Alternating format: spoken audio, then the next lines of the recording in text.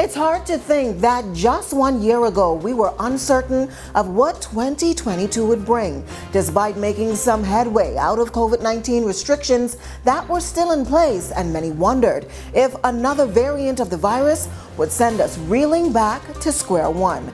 Good evening, everyone, and welcome to our special broadcast of Year in Review. I'm your host, Janae Noel, and tonight we're doing things a bit different this year. We're taking you into the news nerve, speaking to reporters on what makes news, their feedback on some of this year's top stories, and what they were really thinking when what happened and who said what. Now, we promise it's going to be an exciting show as we look back on 2022, the year that was.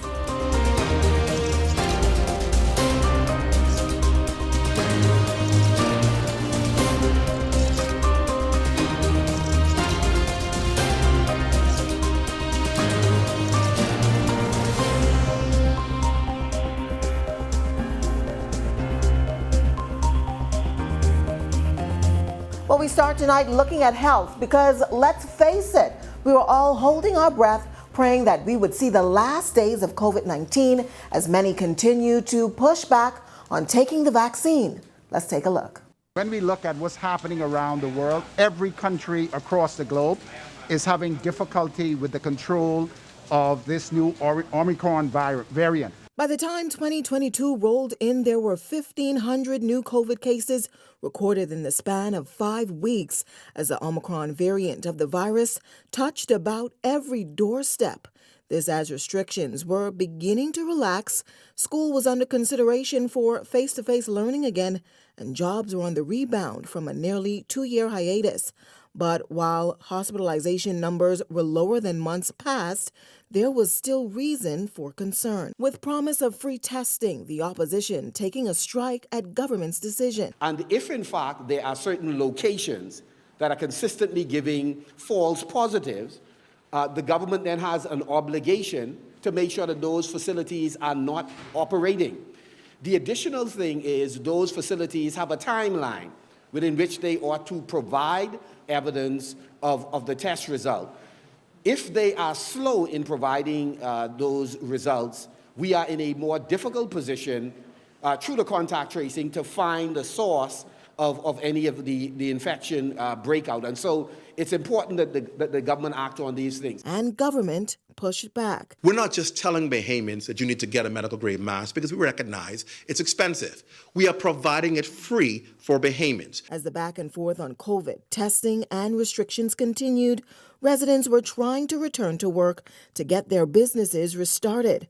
A major part of that was the return of events and entertainment. As hotels were given the green light to host events, local promoters were not so lucky. The highly anticipated Dex the Daps and Shanty concerts were canceled after much promotion. Now, both concerts eventually took place in April and June, respectively. As the months dragged on, the religious community also looking for relief, as funerals and other religious-based events were also restricted. But as more restrictions relaxed, hospitalizations soon began to increase again. And this time, officials say COVID was not to blame. Hospital beds are occupied by persons with chronic non-communicable diseases. Meantime, with the U.S. declaring the pandemic was over at the end of summer, what did this mean for the Bahamas? Officials said that in this vein, restrictions would be relaxed, especially for mask wearing. But there were some conditions, with mixed reaction from the public. And as 2022 came to a close, government made the ambitious promise of 2 new hospitals, one in Grand Bahama and the other in New Providence, a much-needed resource that Prime Minister Davis assured that the government is giving priority to. Well, that was health in a nutshell. And joining me in the discussion tonight is our sportscaster and webmaster, Randy Smith. Welcome, Randy. And we also have 2 of our newer faces to the newsroom, Tyler Simonet and Leah Cooper. Welcome, team, and thank you for participating. Not that you had much of a choice, by force, but we would have watched some of the highlights that happened with health, and I want to pick up where the Prime Minister would have left off in that discussion, talking about the need for new healthcare facilities in the country. We've been through about 2 to 3 years of COVID-19, and we really saw saw the healthcare facilities being brought to their knees. No beds, no spaces. We see the constant downgrades of the hospital. Every week, something is not working. And I wanted to pick up the conversation from there. Randy, really wanting to get your thoughts. A promise made, hopefully a promise kept for government of 2 new hospitals for the country. Your thoughts on that? Especially, we saw a great need on the family islands. Right. With situations with COVID, with outbreaks, and people not knowing where to go, and there was an issue trying to get planes to airlift them to Nassau, to a crowded hospital. You saw we had field hospitals, tents set up, people coming in donating aid. So it's a great need, because even up to now, people are calling, talking about PMH or hospitals, facilities, clinics full. in general, not so much even being full, not even having wheelchairs, proper wheelchairs to access ramps or for disabled patients. So our medical is lacking. All right. Yep. Tyler, you're from Grand Bahama, I know, and we can talk all day long about the healthcare resources on that island. Maybe you can tell us a little bit about your experience and what a new hospital would mean for those Grand Bahama residents. I feel like we actually couldn't talk all day about the resources because they're so scarce. Being from Grand Bahama, it makes me so sad to see that, so many people have to come to Nassau. Personally, my grandma, when she was diagnosed with cancer, she couldn't get any service at the RAN. She had to go get airlifted to PMH, and that kind of takes away from the time needed to her body. So it's just really frustrating. And currently now, even with the RAN Memorial Hospital, which I was born in, it's not there anymore. Everybody is under tents. And I'm always getting messages from family asking about, updates from the politicians on when ground is going to be breaking or anything like that. But it's a promise that I hope that they keep, but it's been so long that my faith is waning. But the people need it. We need it. As a Grand Bahamian, we really do need it. And Leah, when we talk about the resources, we know nurses have been challenged, doctors have been challenged. We've interviewed them, we've heard their cries, and you can have the buildings, but you need the resources to keep that going. You need the equipment. We hear those stories about, those machines being broken down, the testing equipment not being readily available. And most importantly, we've seen a mass exodus of nurses at healthcare facilities. What are your thoughts? And I know government had promised to do some incentives to keep nurses at home, but do you think that they're doing enough to keep the healthcare professionals that we need to be able to really and truly save our lives? Honestly, I've had multiple discussions with the Bahamas Nurses Union president, Manchel Williams, and I think at the end of the day, not enough is being done. We have scores of nurses just this year alone leaving to go to bigger countries with bigger economies like the United Kingdom, the United States, and Canada. Every couple of months, they're complaining about some payment that they're not getting. So I definitely agree. More needs to be done. Randy, you touched on it early in the conversation about the need for healthcare facilities in the Family Islands. How do we solve this problem? Because we hear the stories, again, many traffic accidents happening, persons need to be rescued. Right. Airlift, of course, takes time, but we are set up in such a way that we need these resources on each island. That, of course, takes money, and of course, government would look at, well, does it make sense to put a mega multi-million-dollar hospital on an island for 10 people? What do we do? What's the solution? Well, I think if it's something like that, it has to be one on the closest island or the closest major island, because you have islands in the south that are not close to Nassau, but if they could get closer to a major island in the south, or even with Freeport and Abaco, it's similar, Bimini, anything in the west, you set it up like major hubs. But you have to pump but you have to pump the resources into it. Even going back to what you said about nurses, a lot of nurses that came here, they came from countries with smaller economies than ours. So what our nurses are willing to work for and what they're willing to work for is not the same. So our nurses do the same thing their nurses are doing, go into different economies, bigger economies to look for more. So we have to pump more resources into our healthcare system.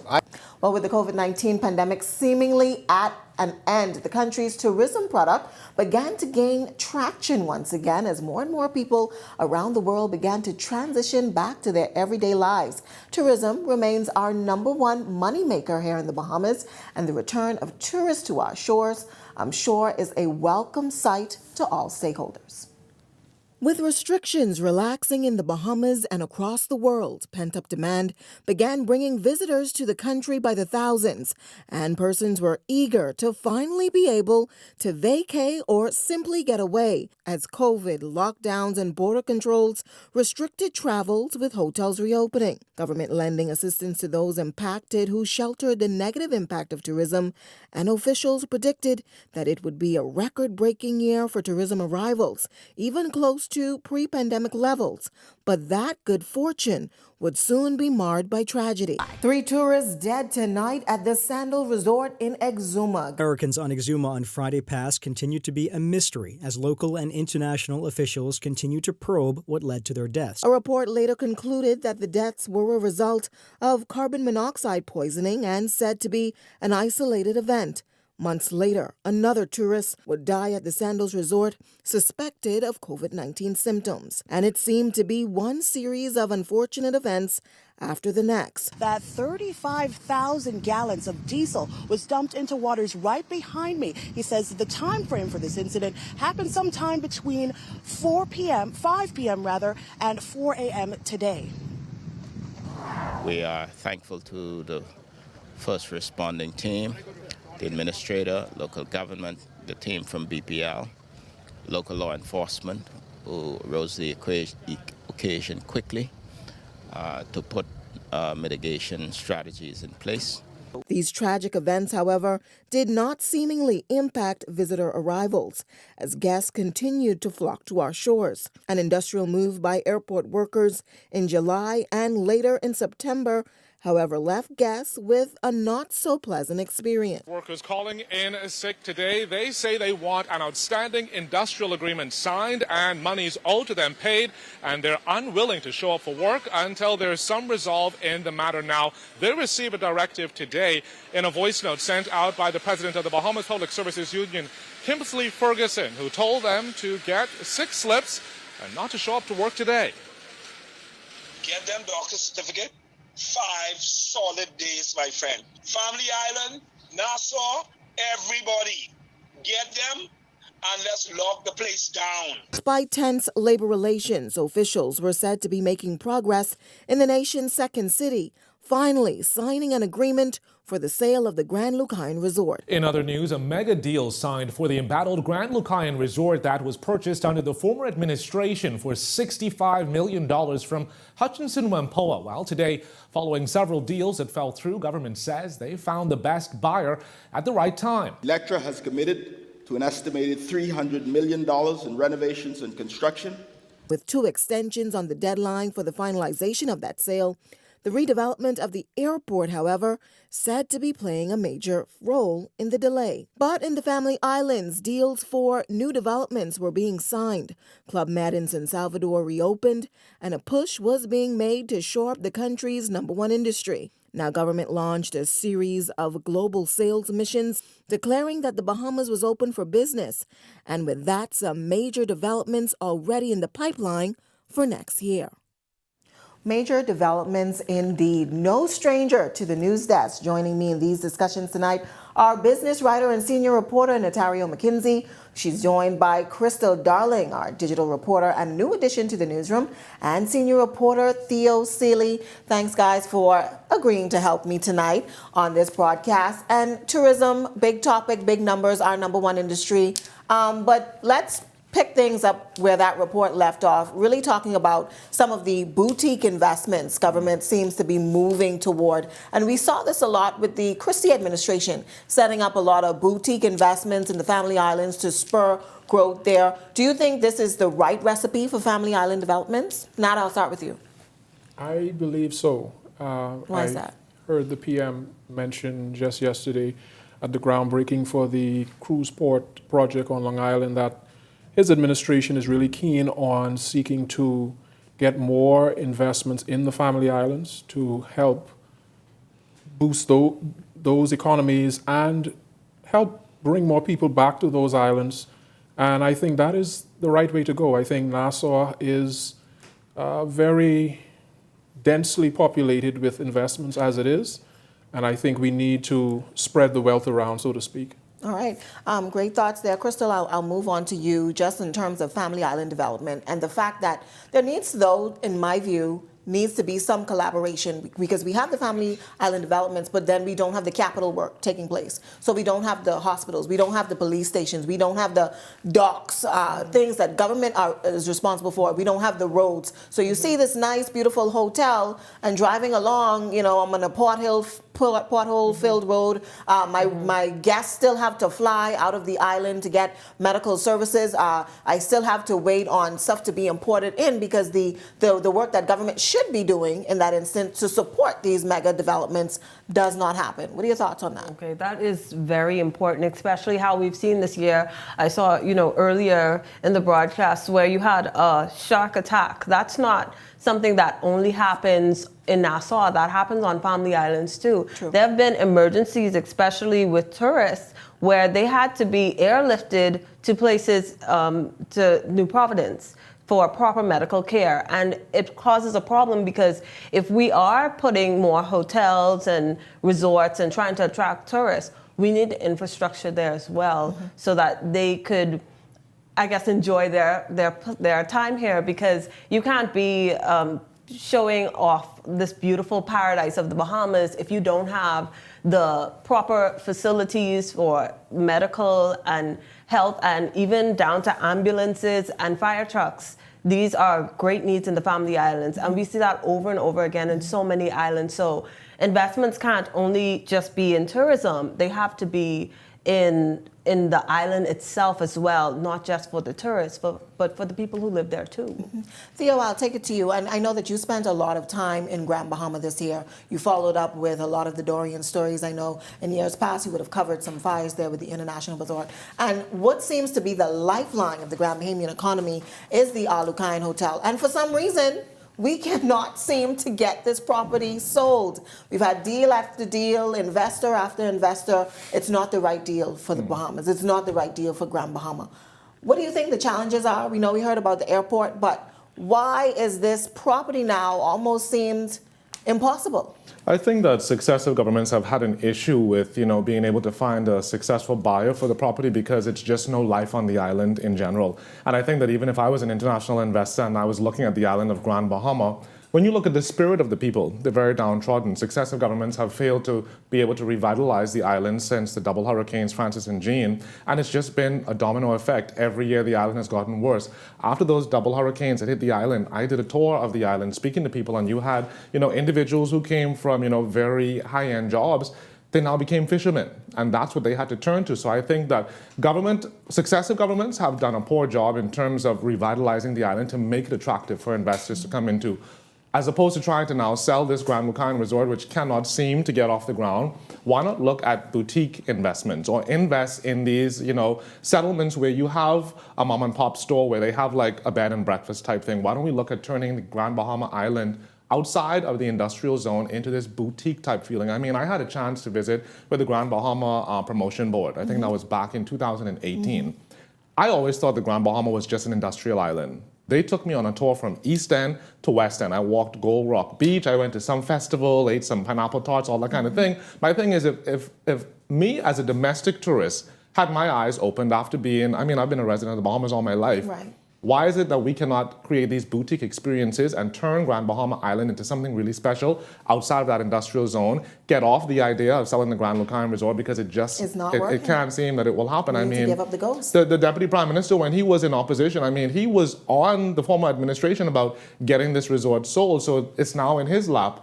What's being done? It's the big question. Can't get it sold. And to add to that as well, there was a study done a few years ago by the University of the Bahamas, their sustainability department, and they actually found that more tourists are actually looking for the boutique hotels. They're looking for that more personal experience with the islands, a personal experience with people who live there. and being connected rather than spending all their time in a big, luxurious hotel resort. They want the experience. They That's want the the charm island. of Bahamian hospitality, Right. being able to touch and feel the community. You know, a lot of times when you talk to tourists who would have been visiting the Bahamas from the 60s and 70s, they talk about, you know, coming to a resort, meeting the hoteliers, but the hoteliers then taking them over the hill Right. or into the community and being able to They feel want authentic. what the Bahamas is. They And I want the think that's authentic. what boutique resorts bring to the table outside of these mega resorts that we continue to funnel money into. Nat, I'll take the conversation back to you just about the need for us to maybe, in some instances, step away from tourism. I think we are so overly dependent on that tourism dollar that we forget about everything else. And government this year and this administration has been strong on diversifying the economy. They talked about the orange and the blue economy and really mapping that out. What are your thoughts on that? I think that is the way to go, but I do believe it's going to take some time. Tourism has been our bread and butter for a very, very long time. It's becoming an extremely competitive environment. It's not where it used to be years ago. There are many more destinations that are offering sun, sand, and sea. So we are going to have to step our game up in tourism, but we are also going to have to look at those other areas where we can seek to diversify, bring more revenue into the country.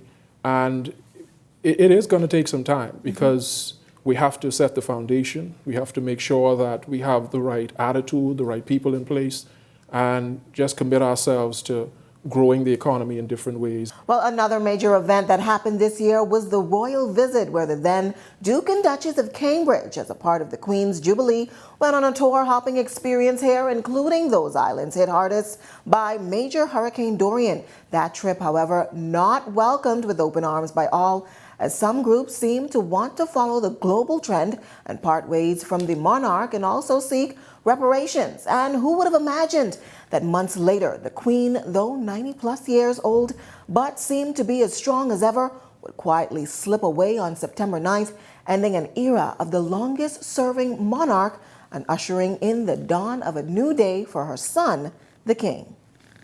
Well, certainly an eventful day. And of course, joining me for this discussion, Ava Turnquest, our head of digital, and also Theo Seeley back on the desk. And as you all know, Theo was there when the Queen would have died in London. Theo, I will start with you.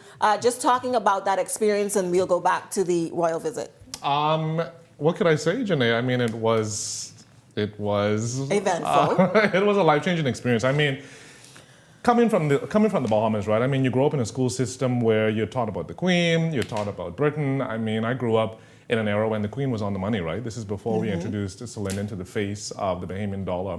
And I think for a lot of generations who grew up under the British rule, my parents, and then passing down that kind of tradition for loving the crown to persons like myself, you know, when you're in a place like the UK and the Queen dies at that point, it's just kind of like, wow, I'm in the middle of history. This is history in the making. And so for me, to be able to be on the ground at that time, to be able to send those stories back to the newsroom.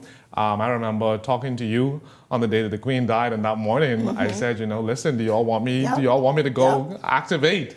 And at that point, we weren't sure exactly what was going to happen. As you know, the day progressed, we realized that the Queen had passed away, and so for me, it was just a normal thing, a kick into gear. That you did. It's something that I'm happy I was able to add to my journalistic portfolio, and to just be amongst the crowd. I mean, people literally from all around the world, from throughout the Commonwealth of Nations, descended in London to pay homage to a woman who served not only the United Kingdom, but the Commonwealth of Nations for so many decades. And I think for me, it's just something that I won't ever forget. The emotion of being there, the emotion of covering the actual funeral on that day. I mean, I literally stood in the mall. So if you're familiar with the layout of Buckingham Palace, the mall is what leads to Buckingham Palace. And to just hear, you know, the horses' hoofs on the cobblestone, and, you know, to see the Queen's casket pass right in front of me, to see, you know, the man who was going to be the king walk right in front of me with his successor, his son, it was definitely something I won't soon forget, and I'm happy that I was able to contribute to the news product while I was on the ground. Well, we were so happy that you were able to give us that exclusive and that one up on everyone else, obviously keeping us ahead, lying ahead, and we thank you for your work, Theo. Great job as always.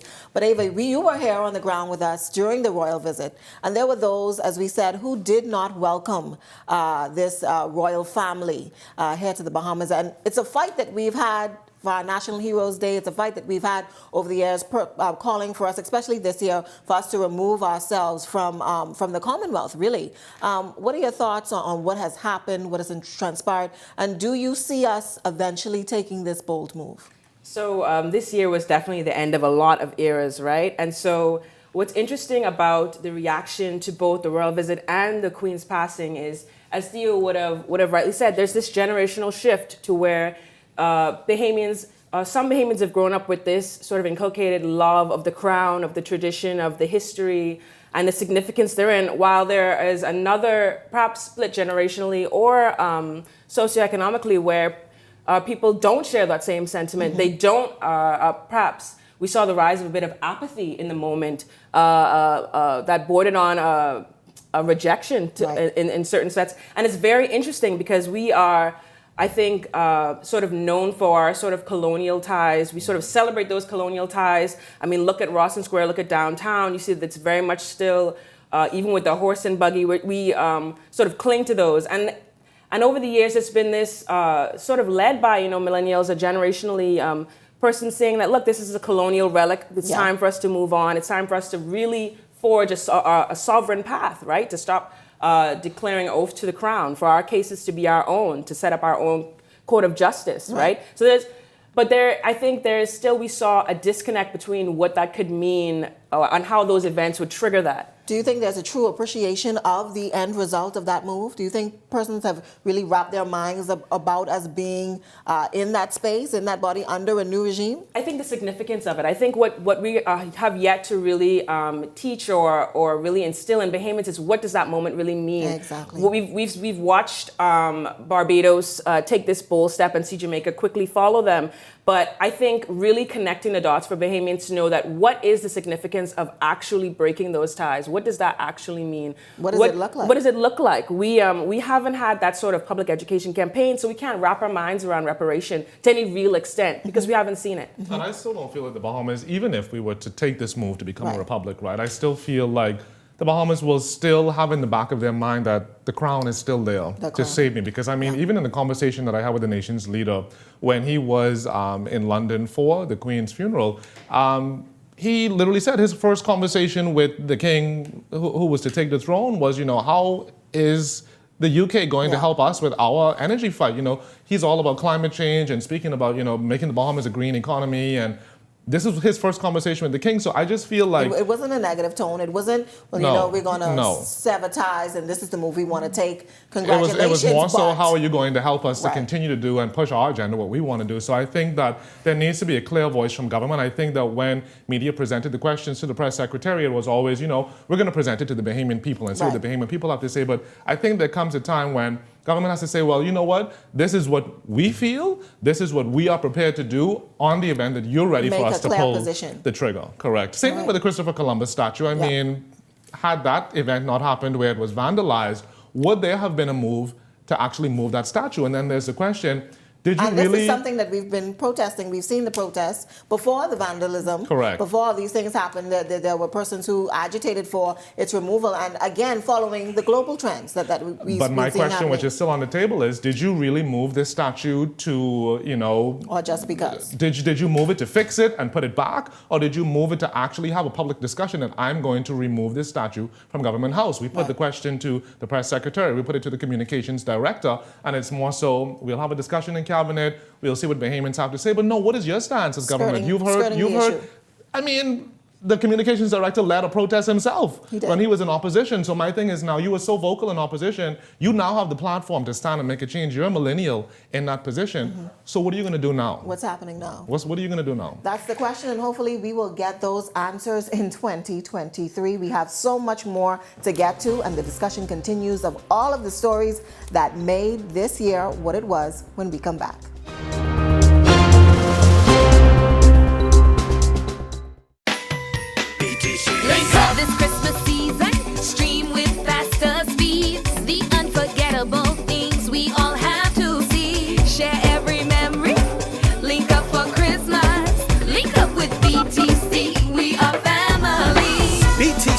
Make this festive season fun and fast with BTC's fiber internet. Sign up and BTC will give you 1 month free or go postpaid and get unlimited Facebook and WhatsApp. Link up for Christmas, link up with BTC. Link up.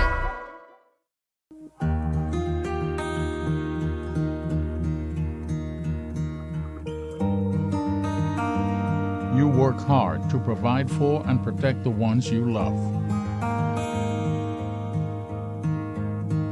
However, life can present unexpected challenges.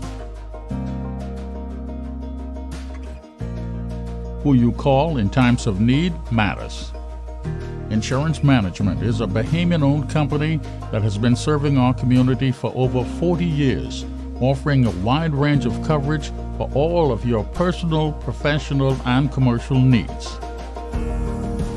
When life happens, rest easy knowing that our skilled and experienced agents are there for you in your time of need, so that you can get back to what matters most. Insurance Management. Nobody does it better. So what's it gonna be? Do you want to be a part of Cash and Go's Home for the Holidays giveaway? Yeah, you.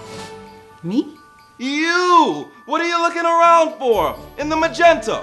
Or is that fuchsia? Doesn't even matter. Get on in here. Come on, hop in the TV. With a purchase of $50 or more, you too can be eligible to win these holiday prizes. Cash and Go. Home for the Holidays. Got breakfast? Yes, Daddy. Check. Got lunch. All right. Got water?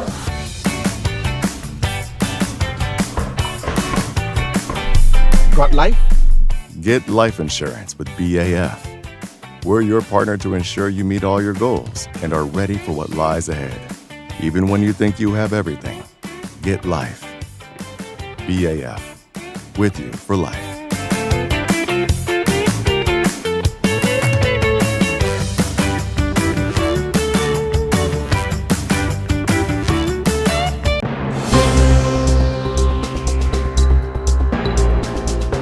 Welcome back. You're watching Year in Review, and we continue our discussion tonight on some of the major events to make news this year.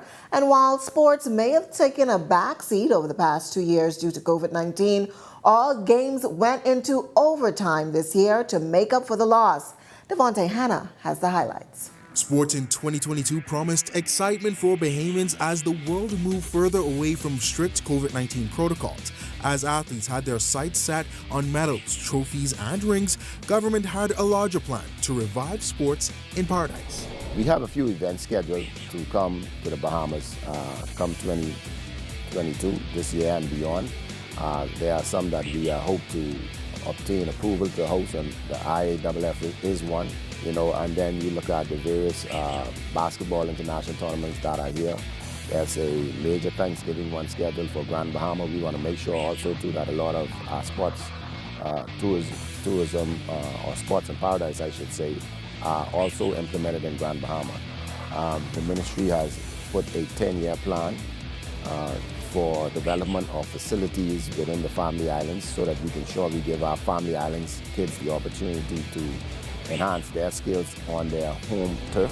Is government preparing to be a fire starter for Bahamian athletes across various sporting disciplines as more athletes join the elite level of their sport, and those already there making history, like the electric Jazz Chisholm, who in July became the first Bahamian in Major League Baseball to be selected to an All-Star game, and Shawnee Miluibo, who collected all global titles in the women's 400 meters, cementing herself as one of the greatest female quarter-milers in track and field history.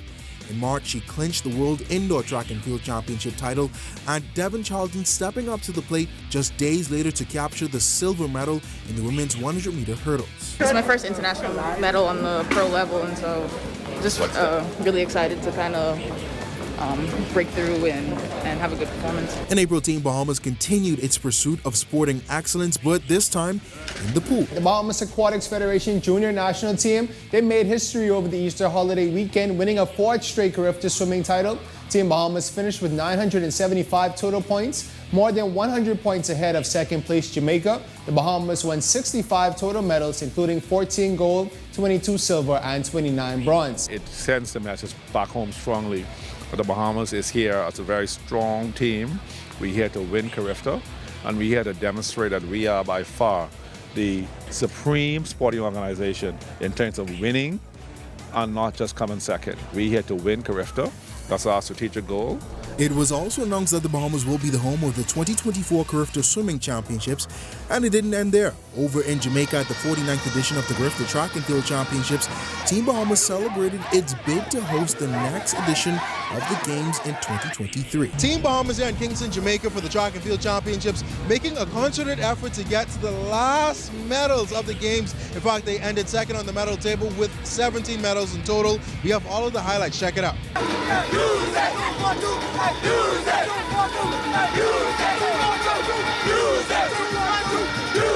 Team Bahamas finishing the 49th edition of the Carifta Games with 17 medals, including 4 gold, 6 silver, and 7 bronze. This was the return of the Games since the start of the pandemic, and next year it will head to the Bahamas at the Thomas A. Robinson National Stadium for its 50th edition in the country's 50th year of independence. This is business for the Bahamas. It's a test of our 50th year of independence as an independent nation. And I think we only have an obligation to the country to make them proud. The 50 years, we want to bring back the win in 50 for Team Bahamas and the country. During the NBA offseason, Bahamians got the chance to see the likes of Buddy Hield and Kai Jones play on home soil as the men's national basketball team qualified for the next window of the FIBA 2023 World Cup Championships, a history-making performance. Team Bahamas knocked off the U.S. Virgin Islands on the road over the weekend, 97-80. Buddy Hield, he had 24 points in that game. The Bahamas now joins Canada and the Dominican Republic as the 3 teams from the Group C to advance to the second round. I think we'll be really effective. We have a diverse and a very talented team. We're interchangeable, and on the half-court set, we're gonna spread the offense. I think we're a great shooting team. And so I think that once we are able to knock down shots, we'll be fine. I think in the half court, we'll spread them out and use our advantage on key possessions.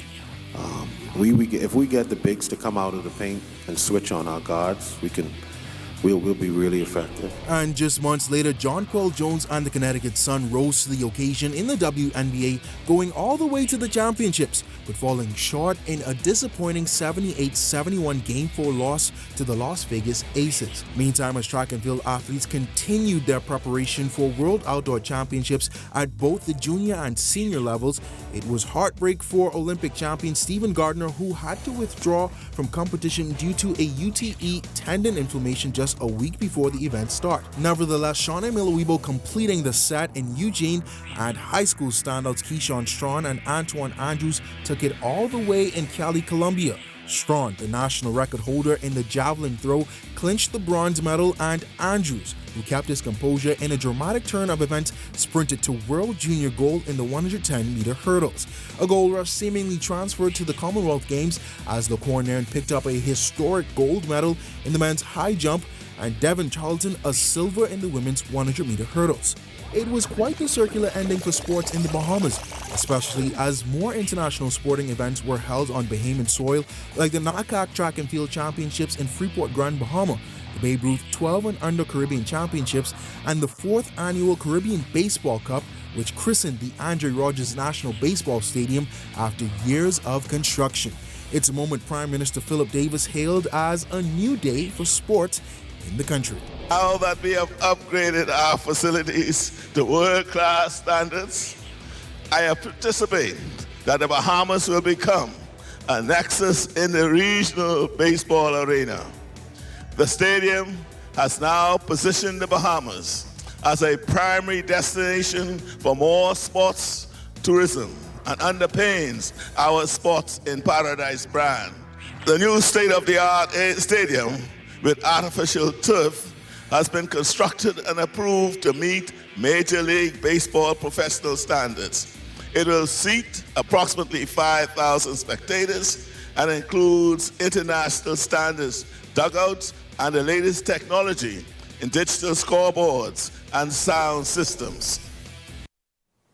Well, who better to dissect sports than our two sportscasters, Randy Smith and Devontae Hanna, along with Laurencia Smith, who hopefully will be joining the sports team in the new year. Welcome to the show, team. So good to have you. And you know, let's get down to it. Of course, sports is not my ministry, but I will let y'all take it away because we've had a lot of highlights in sports coming out of COVID-19. A lot of persons were shut out, athletes unable to train, athletes unable to qualify for many of these events, but they really got back in the game and really hit the ground running. What was happening in sports this year? Devontae, I'll start with you. A bright spot for me was seeing you in Jamaica at those Carifta games. We were so proud of the dynamic work that you did. But for you, what stood out for you in sports this year?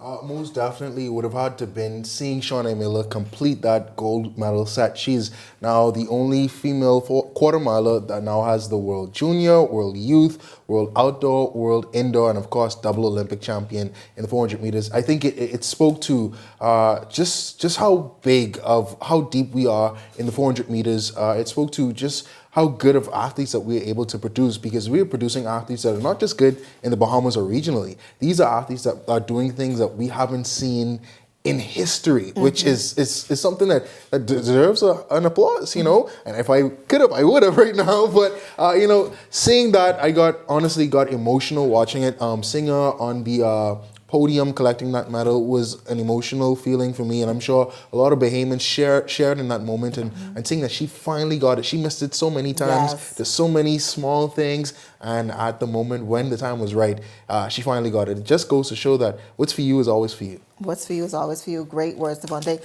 Laurencia, we know that sports is a tool that can bring us all together. Next year, they're preparing for some major sporting events right here on our shores.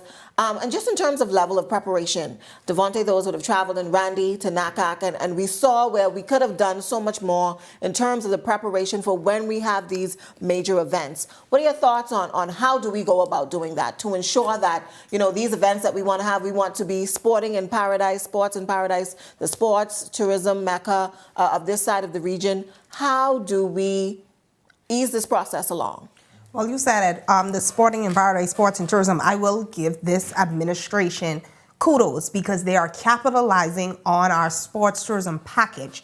And many people don't understand what we bring. And I can speak, I've had an opportunity to go to international competition recently in Jamaica for Carifta. And I can tell you, it was one for the books.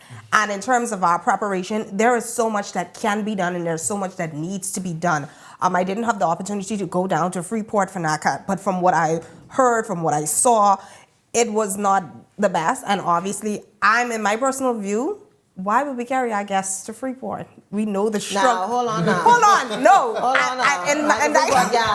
Calm down. Okay, in that defense, I'm saying is we know the struggles that island face, and we always want our guests to have the best experience straight across the board. In terms of preparation, I feel as for our sporting associations, along with the ministry, they have to come on an even playing field. And we have to not take that approach that the ministry is the hierarchy and the association is here. They have to come to an even playing field, and have an understanding of what needs to be done. Obviously, the ministry from the financial and the government aspect, because there are some standards we have to keep. But obviously, these federations understand what is expected on the global market. And I feel once everybody comes to a medium and an understanding on what needs to be done, I think that we can have a successful any sporting event. Because in Jamaica, when they found out that the Bahamas was hosting Carifta, Devontae and I were outside of council, and we understand when they said the Bahamas, persons from the Caribbean, other Caribbean nations put all two of their hands up because they're coming to the Bahamas. All right. Randy, I'll let you get into this conversation when we talk about level of preparation and when we talk about the impact of these federations. We saw a lot this year where federations were crying out and saying, you know, we requested help from the government. We need to attend this conference. Explain for us how that process works and who's really responsible. Okay, so in terms of that process, government is responsible for a general stipend, right? But it's also up to federations to make money. So what happens is, say you have a federation that takes a trip that's worth about $40,000, when their total yearly stipend is, say, 60. So you take one trip in January without raising any funds between January and March, and then you say, oh, we need government assistance. However, you've blown through, it's just like having a loan or anything else. If you blow through it, it's gone. So I think maybe, but then again, government did increase subvention for athletes and federations this year. So I think it's more on federations to do a better job in terms of fundraising and getting those funds for their athletes, especially outside of track and field. Some federations may have like 10 athletes, 12 athletes. So it's not a great, I mean, it's tough, but it's not a great task, an impossible task to get their athletes to raise those funds. So it's just about being wise with the funds, I would say. Government tries. You can't lean on the government for everything. So I think federations just have to be more active in terms of raising funds. We know that there was some controversy about who government honored as we start this whole 50-year celebration leading into next year. And there was some controversy on who was chosen. Government got some clapback. I wasn't chosen. Certain persons wasn't chosen. What do you think about there being a national criteria and how we honor these persons or who is honored or who qualifies? Well, Laurencia? I can say this in terms of that when it comes to sports as a nation. If you're not in sports, you really don't know the person's history. You don't know their resume because we have some very outstanding athletes. But if their name isn't attached to them or if they haven't made it to the podium, we tend to forget who they are and what they contribute. And as Bahamians, we select what we want to acknowledge. And in terms of the government picking persons and the criteria, yes, there should be a criteria. But first, for doing that, we need to make sure that everything lines up with what is expected, and especially from not just on the international market, but also what is done here on the home soil first, in my view. When we talk about sporting facilities, I just wanted to touch on this for family islands. I know that has been a major bone of contention for a lot of athletes. And even here in the capital of New Providence, there not being sufficient or proper facilities to really harness this skill that our athletes have. Devontae? The Minister of Youth, Sports and Culture said that government has committed to a 10-year plan to build those facilities up in those islands. But what we realize now, and what I see some sporting federations doing, is going into these islands and bringing these athletes to the capital. If you look at it, some of our best athletes, Stephen Gardner is from Moores Island. You have Anthony Strawn, who's from Andros. You have Keyshawn Strawn, who's also from Andros. We need to look at sports holistically, and not just here in the capital, not just SAC and QC, but look at these schools, these public schools, these students that are running bare feet, these students that are tall enough to reach the rim without even jumping, and they can get a nice shot in there. And we need to most definitely just harness all of that talent across the length and breadth of the Bahamas if we truly want to capitalize on our sports and on our talent. What about other sporting disciplines, Randy? We always hear about the track and field, the basketball. Other sporting disciplines, in my view, need that push, that support as well. But we don't get that because if you're on the court or if you're on the track, quite frankly, we're not interested. Right. Well, generally speaking, that's the sports that most kids here play. It's what they see on TV. It's supposed to be our national sport, right? We can talk about that. We can deal with that another time. But what I say is that these are the sports that their parents are putting them in for whatever reason. Their parents probably played that. Swimming. Yes, has come a long way. But I can say that some sports have come along. We have archery, rowers making history for the Bahamas. And I think these upcoming Bahamas games that will feature so many disciplines, 15 sporting disciplines, will highlight, our superstars. We have judo. Maybe it could be a better push. Social media getting those pushes for them. But we do have athletes making some great strides in other areas, niche sports. Devontae, one of the stories that really touched me this year that you did was the tennis player. Yes. Tell us a little bit about that experience. I know you said that was one of your favorite stories this year. Most definitely. Rebecca, I think she's about 13 years old, was competing for the Bahamas on the international stage, was allegedly told by a coach, you're too fat, or stay away from boys. Boys are not going to like you like this. And it was very emotional for me, because obviously look at my me, guy right? Ain't small. Right, but just to see that an athlete no matter her size, no matter what she looks like, she can ascend to being one of the best 3 players for her age group in the nation. Being able to compete, represent the Bahamas, those are things that she should never hear. Right. In any event, she should be built up. She should be told, she should be constantly affirmed. She should be reminded that she is one of the best. And maybe if she was told that, if she was given those affirmations, maybe she would have competed even better. Yeah. She even alleged that she was not even given a chance to fully compete. These things should never happen in sports. Skill doesn't have a look. It doesn't. Right. It doesn't. It shouldn't. Yeah, It shouldn't. doesn't We have should a be. And look at all of us. We're all different shades, different colors. sizes, different heights. All of us have different talents, and all of us contribute to one whole piece of the pie, and together we make one good pie. Devontae for president, guys, in the sporting arena.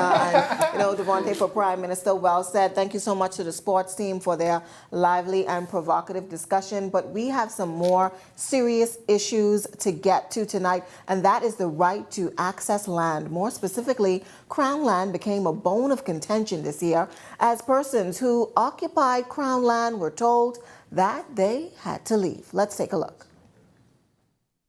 The Coalition of Independents securing a surprising amount of votes during last year's snap election.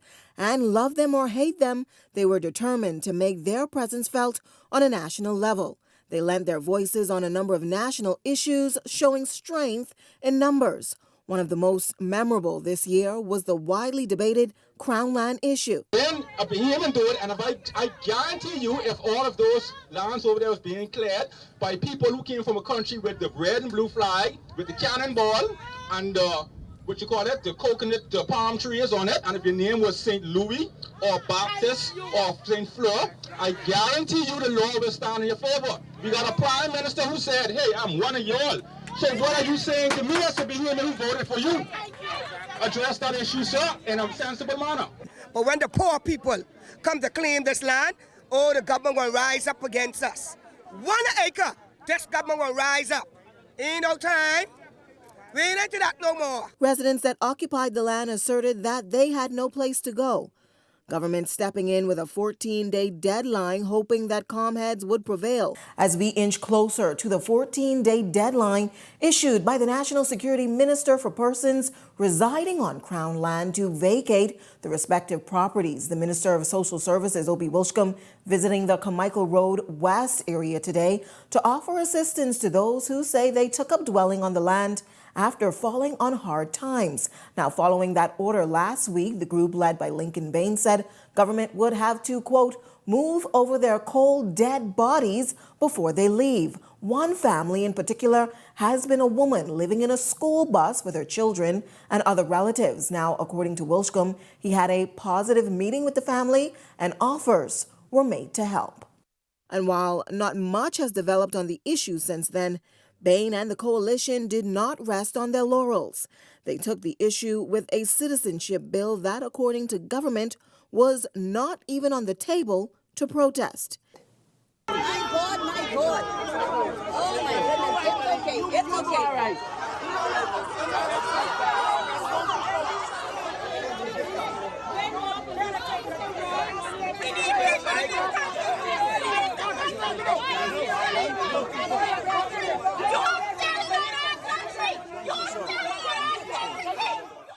Police officials arresting leader of the Coalition of Independents Lincoln Bain and a number of his supporters and escorting them from the House of Assembly as chaos erupted.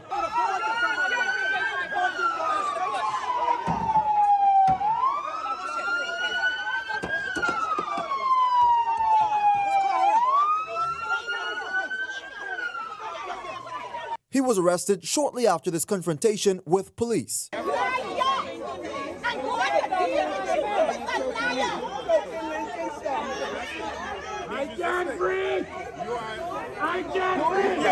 Bain claims that he's being wrongfully accused by police. All of the officers who were here were cooperative. They had no problem. The members of parliament had no problem until that one officer decided to assault me and push me down. and then say that I assaulted him. I never touched him. I never put my hands on him. Now, moments before the chaos, Bain and his group peacefully greeted parliamentarians as they entered Parliament, presenting sitting MPs with copies of their citizenship bill with hopes that it would be tabled. This follows a protest by the group last month over a citizenship bill that was in circulation. So we have drafted a bill to amend the Bahamas Nationality Act to protect our borders. We are being flooded on all of our islands. Basically, Andres is crying out, Abaco is crying out, Eleuthera, Exuma. They're saying that we are being flooded. We are seeing the proliferation of shanty towns all over this country, and the government is throwing their hands up in the air. Bain argues that individuals gathered to further voice their concerns about what they consider to be an ongoing immigration crisis in country. It puts the onus on the government and power in the minister's hand to stop illegal immigrants from coming here and through any corrupt means getting work permits, etc., to remain in this country. This later led to their arrest and charge, and Bain only promises to up the ante in the months to come.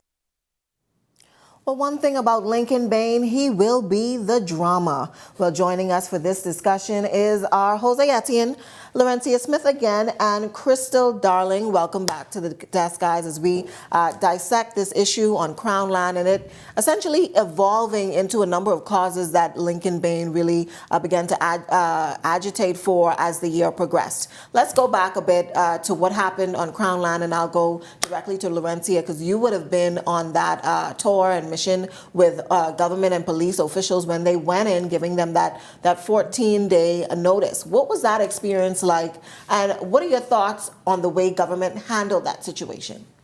Well, it was an experience. You know, in news, we never know what we're getting ourselves into. And I will be quite honest, I've drive past that area from time to time, and I just thought it was a vacant lot, not knowing that that literally was a whole community. During that tour, I saw a number of homes. I actually saw an illegal gun range. I also saw where they seem as if they were getting coal mine, which I understand was illegal. And government's way of handling the situation, it's been a generational issue, rather. You know, we've been hearing the issue of Crown Land, Crown Land, Crown Land, and everybody has a right to claim the Crown Land. And my view is successive governments have not tackled the issue the way that it should have been tackled, and making a clear-cut way and understanding on how to acquire Crown Land, because it is our land. And there's nothing wrong acquiring it, but I think government has failed to educate persons on it. I feel in my view, government has selected who can get the Crown Land, because we have heard that jungle groups are not, and disclaimer, I'm not taking anything away from the jungle groups, but we know that they have gotten Crown Land. We have heard sip of this one and that one. So it seems as if, when it all boils down, only the select few are getting the Crown Land. And then we always hear government say, oh, we're building a new hospital, we're building something new on Crown Land. Where's the Crown Land? Rather, the Crown Land, because Nassau only so big. Okay. Jose, I want to get your take on it, and thank you for that, Laurencia. And when we talk about this process and we talk about public education, I agree that there should be some public education. And we know that, you know, persons, when they're approved for Crown Land, they don't necessarily stick to the terms and conditions of being on that Crown Land.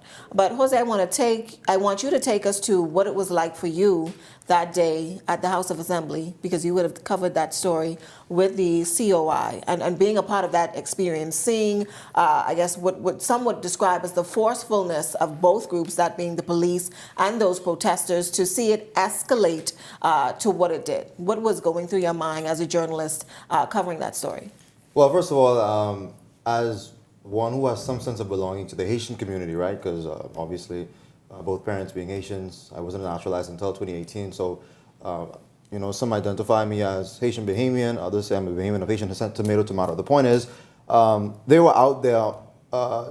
Was it a Haitian issue, you think? It appears so, because while I was there, they were simply calling Haitians. These Haitians coming to take over. And so as a Haitian Bahamian, if you will, I felt some type of way. Now, as a reporter, I'm expected to stay neutral in terms of my emotions, etc., and keep balance. But at the same time, it was almost as difficult for me to conceal how I really felt, because all around me, all I could have heard here was disparaging terms against who I would consider my people. Nonetheless, I was able to execute my duties. But it was just an overwhelming experience. Initially, it wasn't supposed to be, and up to this day, Mr. Bain would argue that it wasn't a protest. It simply ended up into a forceful altercation. Initially, they went out there to have a peaceful exchange with sitting members of parliament because, as you would know, they would be the ones who are allowed and able to table various pieces of legislations, etc. And so they would have went there, Bain and some of his supporters, to distribute their version of the citizenship bill, which they would have hoped that the sitting members of parliament would have tabled at their request. It was peaceful initially until, according to Bain, a police officer, obviously who's known now, he would have received a phone call and apparently would have instructed for Bain and his supporters to be removed. And it was from there things went haywire. Nonetheless, that was an experience in itself because, again, we would have seen police come out in full force to try to de-escalate the situation, but it got out of control. Persons weren't trying to adhere to the instructions that were being given by police. And so we got what we got that day. Mm-hmm. And Jose, we certainly want to applaud you for the work that you did. It's difficult when you have to be in that position and when you feel so compelled to defend who and what you are. And it should never boil down to that in the dereliction of your duties. And at the same time, we understand that people will be people and we have a job to do. And we thank you for continuing to do your job regardless of what is happening around you. And you know, hopefully one day we can be grown enough and adult enough to walk away from those type of comments, those type of xenophobic slurs and saying that can really be downright hurtful, especially when you have a job to do. Crystal, I want to get you involved in the conversation because while this may not totally be immigration conversation, it's certainly dealing with Crown land, and you would have covered some of the issues that have been taking place in Spanish Wells. Tell us a little bit about that. Okay, so before I get into that too much, I was also there with Jose, who he did keep his composure very well, and he really stuck through. So I applaud him for that. And also seeing the site where Laurencio was at as well, that I think a lot of times we have to think about, and this ties into the commonage too. Yes, it's Crown land, but we have to think about where it is. And so environmentalists also were a big part of that discussion. And yes, you want to have some place to live, and you do feel entitled to land, being a Bahamian citizen, and it's so expensive, and it's such a resource, right, a prized resource. But that area was, the environmentalists said that area was the largest, by Bacardi Road, that's the largest freshwater lens on the island, you know what I mean? So that's not something that, you could just set up and do all kind of shooting and cutting down trees and quarry mining and everything. It's really sensitive and delicate. And when you cut down all those trees as well, it gets hotter. So that's a global warming factor as well. And you know, it causes a bunch of other problems in a ripple effect. With the commonage land in Spanish Wells, that's slightly different from Crown land because it was, the commonage land was given to the ancestors of the people living there who were loyalists. It was given to them by the Crown. Right. And so that land is theirs. And unless they give people permission to live on that land, or unless they sell that land and they exchange papers with the people who they're giving it to, then no one's allowed to be on it. And they have a problem on their hands because they're saying now the population that is there, they didn't get that permission. And they're seeking to put matters in their own hands. So I spoke with the chairman of the Commonage Committee over the weekend, Ivanhoe Sweeting, who was just re-elected into the position on Monday. And he said that, you know, what remains the top priority for them is making sure that they have the land there for the people who live there. And so they're ready to take legal matters into their own hands if the government does not deal with the problem. And that's where it has escalated to. He also said that he was speaking to an older resident of that area in Blackwoods, which is in the mainland of Eleuthera. And the person said after Hurricane Dorian, he noticed about 400 Haitians coming in to live in Blackwoods, which is an explosion of the population. On October 25th this year, they put in a ban on all building, and that has seemed to be working. But if they don't get the people evicted who don't belong on the land, which belongs to the people of Spanish Wells, they say that they are prepared to take legal action if the government does not work quickly. But hopefully we can get some answers. Hopefully we can get these matters resolved in 2023, and hopefully government will find a final resolution. But the general consensus here is apply the law, enforce the law, ensure that the laws on the books are upheld. We're moving on tonight looking at some of the other issues that happened in 2022 that involved the workforce.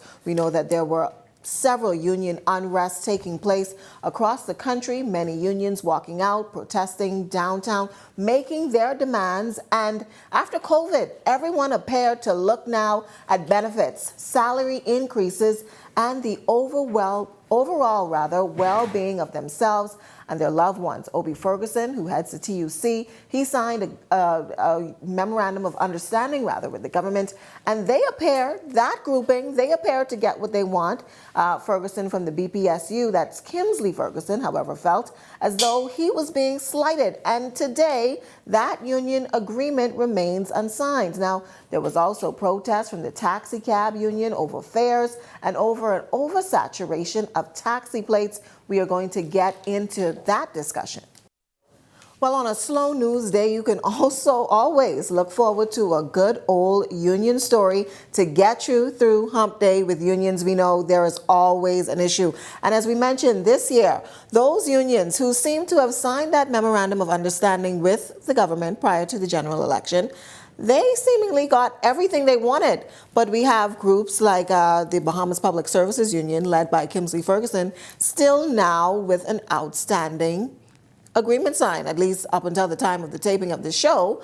But I want to hear from you all. Jace, welcome to the show, of course, and Tyler, welcome back to the desk.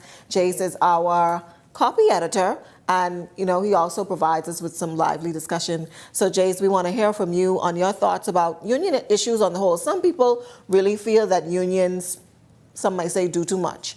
And unions, on the other hand, may be thinking, I have to do too much to get what I want. Yeah, Janaea, I think you said it quite well.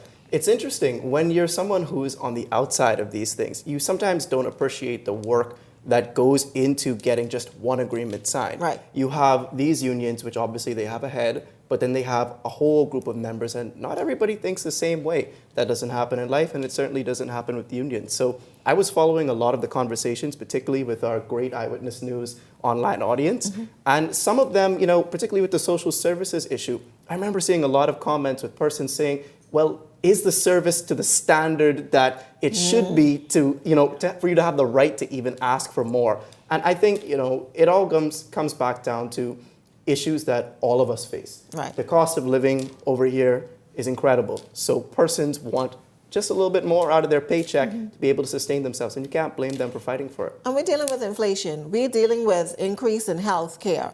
We're dealing with persons creating families, having more children. You're dealing with so much. Persons want to improve their quality of life, and persons saying, how much can this $200 and some stretch? Or some may say, I've been as a government employee for X amount of years, only a contracted worker. I want to be able to do more for the membership. I want to be able to do more. And really and truly this year, we saw it boil down to what we'll probably discuss in depth, is that whole issue of a livable or increase in minimum wage. Tyler, your thoughts on that?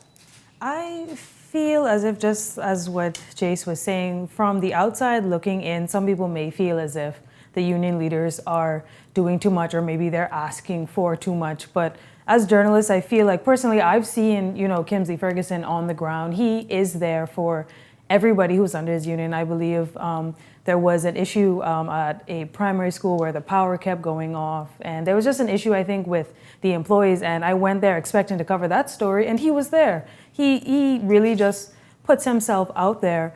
However, I do feel like it does kind of, I guess, beg the question that all of these other unions have signed after so much turmoil, especially, for example, the Bahamas Union of Teachers.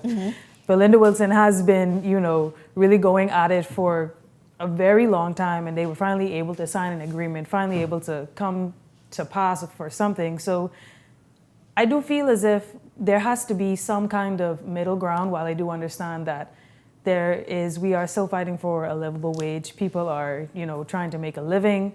Like you said, everything is going up, healthcare, the cost of food, and these people who are in unions at the end of the day are still people. They need, they're fighting for these things for a reason. And so I can never really put the union leaders at fault. They're fighting for, all of these people in their union. And I think they're trying their best. But I do think that at some point there needs to be some kind of middle ground.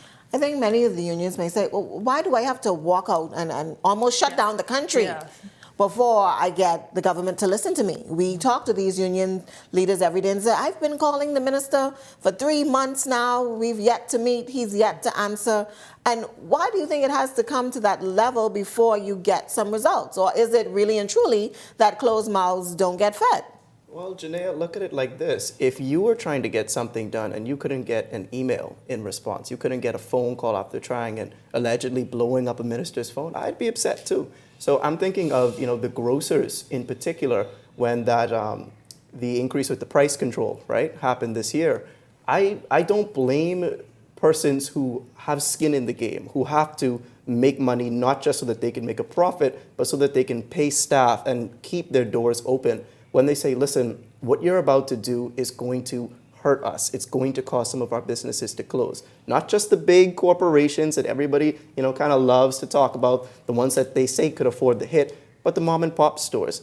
I think that with all of these conversations, everybody needs to be able to speak on a level playing field and be heard. And I think sometimes governments and the public sector, we don't see evidence of persons being listened to or responded to in a timely enough fashion. Middle ground. I was certainly happy to see doctors, teachers, nurses, they were able to get some of what they wanted, and hopefully the public service will have the same results. And we're hoping that next year there can be a more harmonious relationship with the labor force, seeing as if we get a little bit of increase in that livable and minimum wage. Hopefully persons will be satisfied, but hey, we have an increase in light bills and everything else, so we will see. But the discussion continues on all of the stories that made this year 2022 what it was.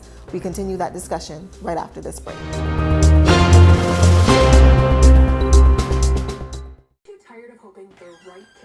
Hey baby, you back? Man, it's so good to be home. All I do is eat, shop, and party. Well, I know you left all of your money over there. I hope you left COVID there too. Anyway, you could get your COVID test for free. COVID test for what? Yes, there is rapid antigen COVID tests for anyone who travel who wants to get one. Well, ain't nothing wrong with me. I ain't sick. What I need a COVID test for? You don't have to have symptoms. We just want to be sure that the only thing you brought back with you is what is inside that suitcase. You say it free? You do not even have to make an appointment. And guess what? You have your results back within 15 minutes. Wait, you say it quick, convenient, and it free? Thanks. Let me go find one of these testing sites. Message is brought to you by PAHO WHO and the Ministry of Health and Wellness. Health is the greatest gift. That's where we come in. Bahamas Medical and Surgical Supplies is a premier distributor of medical equipment, as well as medical and surgical consumables. Our engineers are always on hand, providing top care service that saves lives. We carry a wide selection of over-the-counter and prescription items, IV fluids, and other injections. Our products are state-of-the-art, and our entire team stays on top of cutting-edge technology. With more than 2 decades of dedicated service, Bahamas Medical and Surgical Supplies continues to be a trendsetter and innovator in healthcare. We have set ourselves apart by truly caring for our customers. We understand the intricacies of healthcare, and we produce spectacular results. We cherish our partnerships and nurture our friendships as we continue on our quest to help everyone maintain that wonderful gift of good health. Find us on 9th Fifth Terrace, Centerville, right in the heart of the medical service epicenter of Nassau, Bahamas.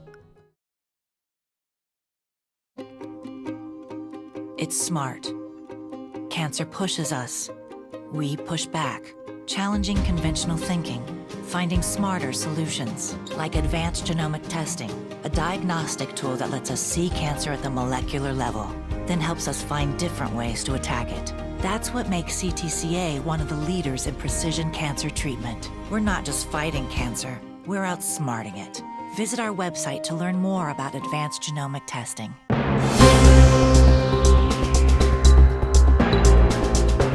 Welcome back. You're watching Year in Review. Well, immigration also making headlines this year as the Bahamas saw an unprecedented, record-breaking number of migrants attempt to either make it to our waters or make some landfall, escaping the hardships of their home countries. Let's take a look. Crisis or not, the Bahamas seeing a record number of migrants illegally entering the country, many of them from Haiti, risking their lives in search of a better one as the social and economic situation in that southern country deteriorated, while government a dozen individuals. Topping news tonight, 17 Haitian nationals are dead. A man and a female toddler were fished out of waters and brought ashore at the Defense Force site on East Bay Street. Undertakers awaiting, carting the bodies away. The incident being described by officials as a human smuggling operation gone terribly wrong. That their final destination was Miami, Florida. It is believed that the vessel capsized in rough seas. Telling reporters the government will wait for the final reports of this investigation. To the extent that those investigations reveal criminal culpability, there will be no resistance by the government of the Bahamas in bringing the necessary criminal action and criminal enforcement action. For various offenses, I would say. So they are known to us, and we are looking at a view, not only the smuggling, but you are looking at manslaughter, you are looking at an unsafe vessel. So we are going deep into. Teams were able to rescue 25 individuals. They were turned over to health officials for further monitoring. That followed the issue of illegal migration facing. Today, I'm presently at the farm shanty town here in Treasure Key, Abaco, where scores of Haitian and Bahamian nationals are said to be residents. According to immigration officials, this shanty town has significantly expanded as of late as more individuals continue to migrate here for various reasons. According to officials, this shanty town has quadrupled in size, over 200 acres to be exact, when compared to 50 acres before the passage of Hurricane Dorian in 2019. Now, Hurricane Dorian 3 years ago that not only ravaged these areas but also left residents dead, and an injunction that temporarily allowed government to demolish shantytown structures on the ground say they've moved here after they were displaced by Hurricane Dorian, while others have migrated here from the mud after that shantytown problem. Now, despite the significant expansion, Immigration Minister Keith Bell maintains that it's a complex issue, but not an immigration crisis. Well, talking about the issues tonight are Jose Etienne, Ava Turnquest, and Jace Brennan. Welcome back to the desk team.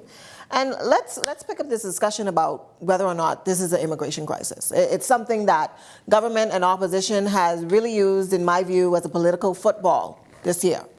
Jace, I'll start with you. What quantifies as a crisis? When, how many more migrants do we see have to come in before we say, okay, yes, we're in crisis mode? We are one less than crisis, but now it's one more, so we're in crisis mode. When do we officially deem it a crisis, if it's not already? That's a great question. I think we're so good at reporting sometimes the what of what happens, the how many persons have landed this boat this period of time, but sometimes we forget to talk about the why, right? And the greater context of the issue. When you have a shantytown community on a particular island tripling in size over just the course of a few years, when you have political unrest in the country that many of the migrants are coming from, and then they kind of get stuck here, we heard that in the report, right? They're trying to get to another country, get to a better way of life, but they end up over here. When you talk about those things, you start to realize that this is a crisis, but not just a crisis in terms of, oh my God, the roof is falling in. It's a, what do we do about this? Mm-hmm. And I hope that sometime in the new year, we start getting to talk about that, the actual solutions to the issues, instead of just it's another group of Haitians that landed over here. We can't become desensitized to how serious this is and the need for a solution. Mm-hmm. What about solutions, Jose? When we talk about solutions, what are some things we can do to resolve these issues, you think? Maybe expedite the process it takes for persons to receive work permits, right? One of the things that has been a thorn in the flesh for those seeking to obtain legal permits is how we would have increased the prices. I mean, they are exorbitant now, right? I mean, I know persons who are paying $4,000 for a two-year work permit, and that's not even inclusive of insurance. So now you're making it very difficult for an individual seeking to gain status in the country who most likely ain't working or who doesn't have a lucrative job to pay some $4,000 for 2 years minus insurance for a work permit. Otherwise, they could be sent back home, they could be deported, they could face the harshest consequence of the law. And so maybe we could revisit that. And of course, I know you're talking about something government depends on as revenue, right? I understand that. But then again, maybe let's share some empathy with the average Haitian individual who cannot afford to pay $4,000 every 2 years, right? But wants to do the right thing. But That's what you're saying. right, and you again, you want to be a legal contributor to this country. You want to work. You don't want to be you don't want to be in disaccordance with the law, right? And so that's something I feel as though humbly we could revisit. Again, expediting the process it takes for these work permits to be issued, because obviously it takes quite some time, and then persons are obliged to go through the back door for these processes, and then as a result they're exploited, their funds are taken from them, and next thing you know they're still illegal, and next thing you know they're deported. That's a major concern. What about the length of time when you talk about timelines in terms of naturalization? When some persons, we had a case this year that Ava covered too, where persons would have missed that window, and they're placed in a precarious situation, or you're not missing that window and you sent in your applications, but 10 years later and you've yet to receive a response. So I think when we talk about, it's really important when we talk about crisis, and then when we look to a solution, that we are actually categorizing this, because I find Bahamians tend to conflate these issues. They are very, very much two separate issues. There's a work permit, migration, illegal immigration, or irregular immigration issue. But then there's a separate issue that we're facing where the processing for persons who have a right to apply for citizenship, we've essentially created this gray space for that.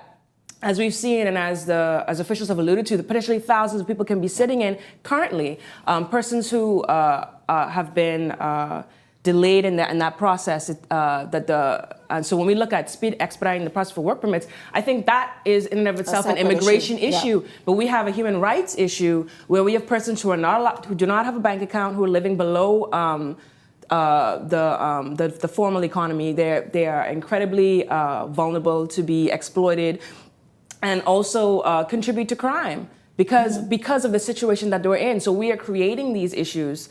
At the same time, we're trying to clamp down on this immigration crisis. We are ignoring a growing problem. We are continuing to sweep it under the rug. And it seems as though it's only being used for political expedience. So when we have elections come around, then this becomes a hot button issue, not just on to fan the flames of xenophobia, but also to appeal to the newest crop of voters. Yeah. Right? So we definitely have to come to terms with where we want to go as a country, and I think that takes leadership. Yeah. We need to decide now how we are going to process these individuals who have gone beyond that 18-year point, but also maybe perhaps relook at who is a Bahamian citizen? How do we make someone a Bahamian citizen? Let's talk about that issue, because we've been debating about whether or not, how do we process persons? Do we take it back to referendum? Do we just allow government to amend the law? And government almost seems conflicted on the mode that they will take. And we've seen the failures of referendums, and we've seen government now saying, well, we'll change the law, but has there been any real effort? We keep on hearing about this amendment to the immigration bill that for some reason cannot appear. It's political will. It's political will. Let's call it a spade. It's political will. So this is an intense football, bigger than gambling, bigger than whether or not, bigger than marital rape.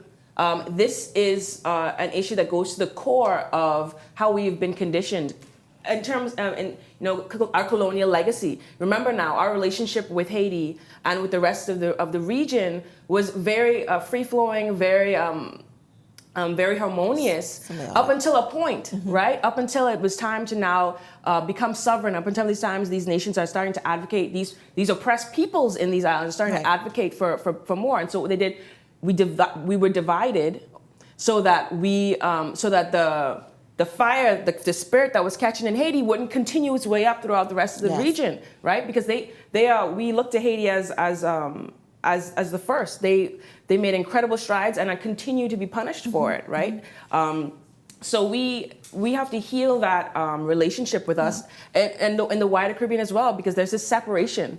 And it exists, it has historical roots. And it's not just Haiti where we're seeing persons coming in. Right, We're seeing Jamaica, Cuba, more important. We've seen a lot of Filipinos and those sorts coming in, Chinese. We've seen that, and we go back to the protection of our borders, but they're still coming. We can protect our borders all day long, but this is a global reality that migration will happen. And I think it has always happened. And it has always happened. Not to cut you off, Janaea, but we just see with our sister nation in many ways, in Turks and Caicos, a recent policy by their immigration minister, hey, listen, we want more Turks and Caicos Islanders. If you're of Bahamian descent, come on and apply. Right. We want more of you in this country because we need to grow the population. So I think what Ava is saying is dead on. We have a lot of reactions to this issue, which I think is one of the signs that it is a crisis. But little conversation, what do we want to be? And what better time to have that conversation than on the eve of our 50th anniversary of independence? Well, hopefully we'll get some movement on this issue and many other issues that continue to plague us as we look at immigration. And before we wrap up on this conversation, I want to go now back to the shantytown issue and the fact that, we've seen this play out in court, we've seen this play out in these communities, and we've seen, especially after Dorian, death that resulted of these illegal structures being in place. But again, it was a mixture of, it's not just Haitians, it's not just other foreign, it's Bahamians who are occupying these spaces as well. And I think we shy away from that. We don't want to think that it's one of us who's also living under these conditions, but it is. Right, and Janaea obviously would know when during my time in Abaco in October, I would have went to the farm shantytown in Marshall Abaco that obviously was set to expand in size from 50 acres to over 200 acres to be exact. And while I was canvassing the area, I spoke with residents there, and a few of them were Bahamians, right? And so when we think of shantytowns, we think of Haitians occupying these areas illegally, etc. But we don't think of the persons who are renting out these structures, right? These persons are actual Bahamians who are in some cases renting out these buildings. In some cases, in other cases, Bahamians are residents here. We don't think of that. We just castigate the persons who are living there, who we only consider to be Haitians, and that's a concern because when do we hold these citizens accountable for what they're doing, which is obviously in defiance of the law? For me, it comes to the slumlords, people who allow these structures to be developed on their property. We talk about enforcement. We talk about, they talk about high-ranking, even government officials, it's alleged, who are, creating this atmosphere, creating this environment, and are collecting the rent at the end of the day. So who does this buck stop with? But going back to the why again, and we said it earlier in this Year in Review show, it's too expensive to live in the Commonwealth of the Bahamas. It doesn't matter if you came here illegally or if you're born here and you continue to stay here. It is so expensive to live that you see persons living in these unregulated communities. And can you really blame them? So the solution... Where's there for them to go? Right, the solution to what it is, yes, you have to enforce the law, but if there is going to be a Bahamian standard of living, enforcing that law also means providing for persons so that they could stay and live in comfort. Right, because is there a balance? Can a balance be struck, in your view? I think so. You think so? I think so, but as Ava said, it's political will and it's leadership. It is not popular to stand up on a platform and say, hey, these persons who came here illegally, yeah, they deserve good housing too. They do deserve good conditions, and so do you. It's not a popular position to take, but if we're going to be a mature society and start to get to the root of this issue and ensure that this does not keep repeating itself, it's something that we're going to have to discuss sooner rather than later. Well, the discussion continues on other issues that are making headlines or continued to make headlines this year. A lot of them, as you saw, ranging from immigration. And now we'll go to what took place in the economy this year. People will realize that to go from 12% to 10% on the tens of thousands of items and services that people purchase, it would be a savings when compared to, the few items that it has been, that the zero rating has been discontinued. The beginning of 2022 saw the lowering of a value-added tax from 12 to 10%, but with taxes now being added to once zero-rated items like breadbasket goods for consumers fresh out of a pandemic where unemployment numbers were just beginning to decrease with the opening of businesses or reopening. But with import increases and a foreshadowed fuel price increase, many questioned if it was all for naught. It's a move the opposition staunchly opposed. As early as February, the former prime minister hinted to more doom and gloom. How do you declare war on poverty When you increase taxes for breadbasket items, when you increase taxes for medication, when you show the poor who are suffering from chronic non-communicable diseases, their bills now increase, and many cannot longer afford to buy medication. Taxes on the middle class has increased as a result of you not reading the cabinet papers and knowing what the plan moving forward, and as a result of real property taxes going up 400, 500, 600%. The electricity bills for Bahamians will go up very, very soon by 20%, if not more, because the hedge that we had put in place has now come to an end. And many of his predictions were spot on. By March, gas retailers warned that gas prices would reach an all-time high. We definitely haven't seen the worst of the prices. I predicted by summer $8. There seemed to be some glimmer of hope, though, as government committed to increasing the minimum wage to a livable wage from $210 to $260. The good news was, however, short-lived, as the announced increase in fuel charges quickly snatched that increase in pay away. For a large majority of PPL customers who consume less than 800 kilowatt hours, the fuel charge is being increased by 2 cents per kilowatt hour, which will result in an increase this quarter of less than $20 per month. November, government would again move to put in place measures to safeguard consumers, including a price control scheme on added goods, including medications. While grocers didn't budge on changing their prices, pharmacies took action. The government is one of the biggest procurers of drugs. They have already put in place a way for persons who cannot afford drugs to get them. You can get drugs free at any government clinic and any government hospital. And then there's the National Insurance Prescription Plan that many elderly people and persons who fall into the category can achieve. So I'm not sure why we are going this route after the pharmacists and wholesalers have already stretched themselves so much to coincide with these demands. And when the dust settled, government maintained that the cost-saving measure would be temporary. By then, the Bahamas had a reputational conflict on its hand with the highly touted Digital Assets Exchange, headquartered here in the Bahamas, FTX, going belly up, putting that sector under a microscope. We begin with breaking news tonight. The Securities Commission of the Bahamas has frozen the assets of FTX Digital Markets and its related parties. Huge thank you to everyone for making this a place that we could call home. Well, the Bahamas certainly continues to be under a microscope as a result of the FTX fallout. And joining me in the discussion on the economy and how things played out this year, returning business writer, business reporter Natario McKinsey, and also our Devontae Hanna. Welcome back to the desk, gents. Let's talk about FTX first. We're just getting over this whole whirlwind process, so much global interest, so much scrutiny and criticisms of the way things played out in the Bahamas. And, you know, we heard from the opposition, them calling on government, defend us, you know, say that this isn't us. It isn't what we did. It was rather the company. And we saw government pick up momentum and steam later on in the game. And my first question is, did we take too long to respond? Nat? That's a very good question, Janaea. Thank you. I would say, I don't think so. I think as the situation unfolded, certain things had to play out. I certainly, in reporting, and I think many observers would note, the Securities Commission, who is the regulator, they were swift in acting in doing what they needed to do, freezing the assets of the company and so forth, based on the regulatory powers that they had. So I think that was a tremendous move on their part. Obviously, there's always concern from a reputation standpoint in terms of what the government does. Are they saying enough? Are they speaking up enough?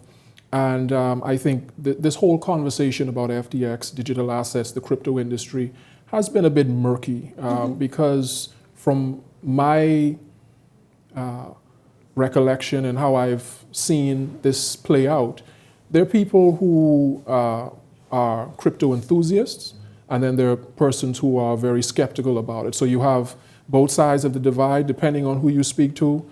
This is a catastrophe of epic proportions, and for others, it's a bump in the road.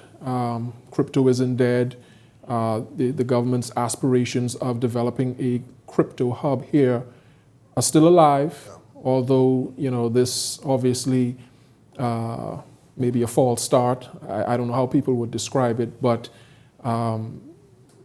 speaking with persons in the industry, they don't feel that it's dead. They do feel that crypto will live on. It will live on, yes. And as the Foreign Affairs Minister would have said on numerous occasions, businesses fail. Yeah. And where businesses fail is not necessarily a reflection of where the business failed.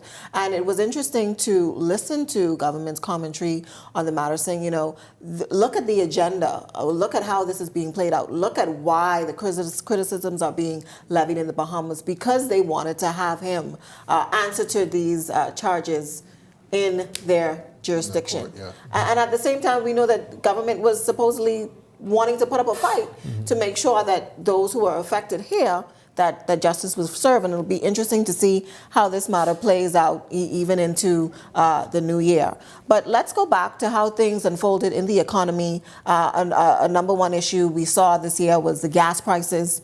We saw the food prices go up. We saw the issue with the pharmacists. We saw the issues with the grocers. And for me, coming out of the gate in 2022, one of the major things was we saw the reduction in value-added tax. But then we said, oh my God, VAT is being reduced, but guess what? What am I adding it to? What are your thoughts on that move and how that played out? And did it really make sense? I did that story early in the year where we did that comparison, and we saw that people were actually spending more in the food store.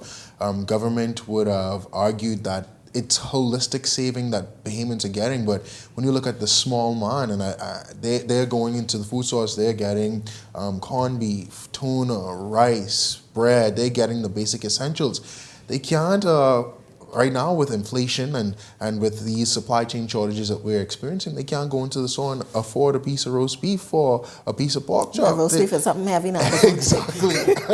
And as we can see, we see these prices continuously going up throughout the year, and it's seemingly coming to no end, and it's getting very concerning at this time.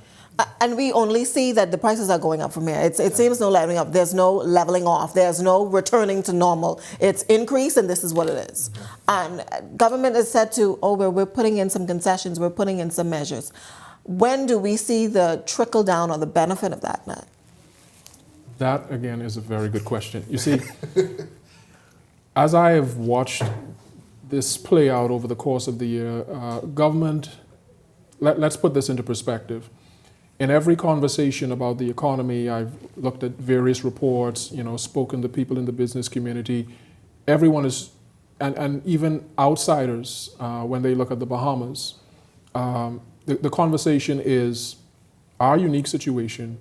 There was Dorian, and then there was the pandemic. And now we are in a high inflation environment. So our situation is unique because we are recovering from the pandemic. We also have Dorian in our rear view, and now we are feeling the effects of inflation. So as much as the government is trying to ease the burden, I feel the government's toolkit is limited in that regards, because there are only certain policy measures that they can take. But then again, we import inflation, so everything that comes in, we're going to pay for it.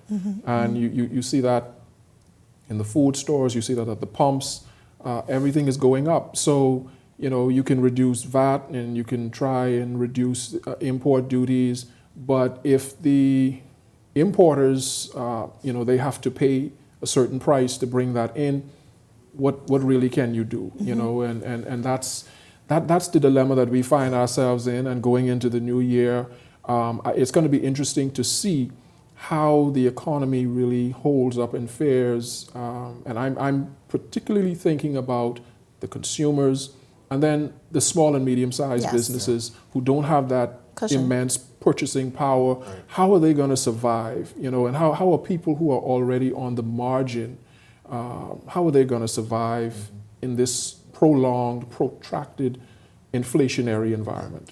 Especially as the world is now bracing for what could be a recession going into next year. I think there's so many things to think about. Unemployment could be an issue. Obviously, those prices can be an issue. Children in schools can be an issue. Like, getting ready for next year and what is to come is something that is very daunting.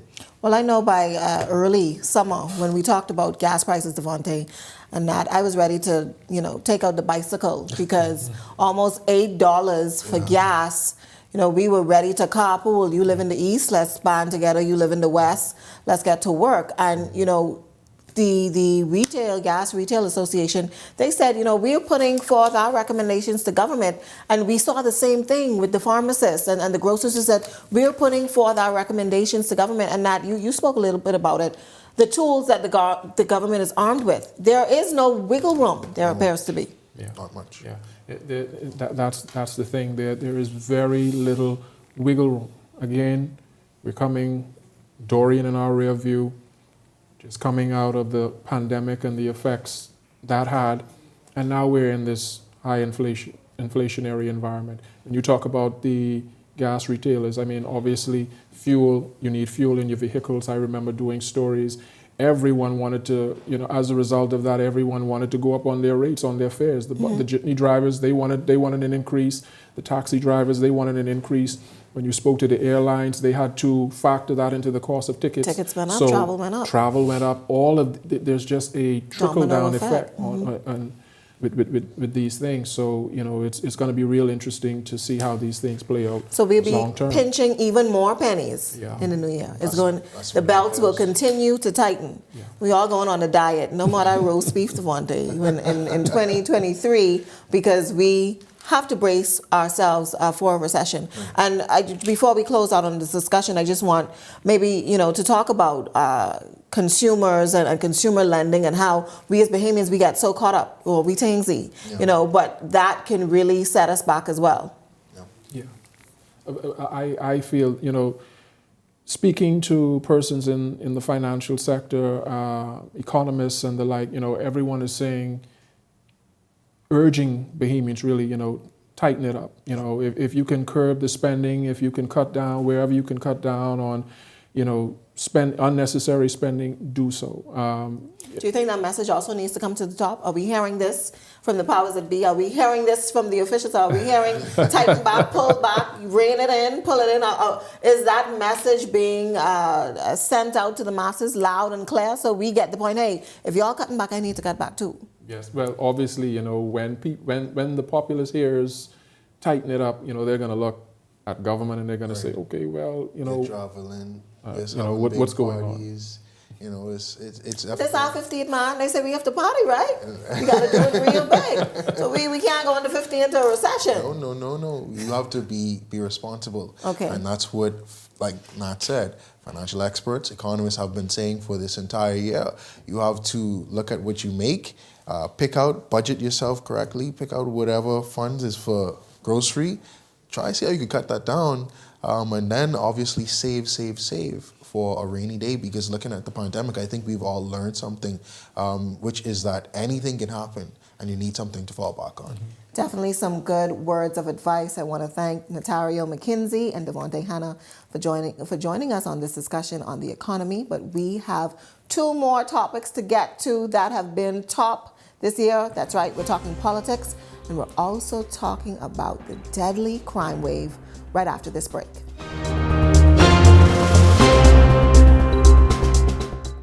So what's it gonna be? Do you want to be a part of Cash and Go's Home for the Holidays giveaway? Yeah, you. Me? You! What are you looking around for? In the magenta? Or is that fuchsia? Doesn't even matter. Get on in here. Come on, hop in the TV. With a purchase of $50 or more, you too can be eligible to win these holiday prizes. Cash and Go. Home for the Holidays. Got breakfast? Yes, Daddy. Check. Got lunch? All right. Got water?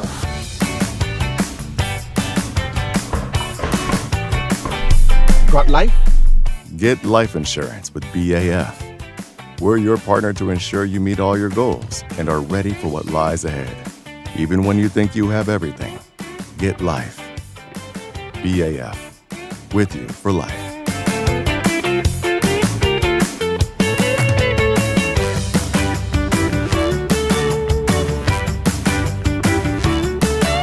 So what's it gonna be? Do you want to be a part of Cash and Go's Home for the Holidays giveaway? Yeah, you. Me? You! What are you looking around for? In the magenta? Or is that fuchsia? Doesn't even matter. Get on in here. Come on, hop in the TV.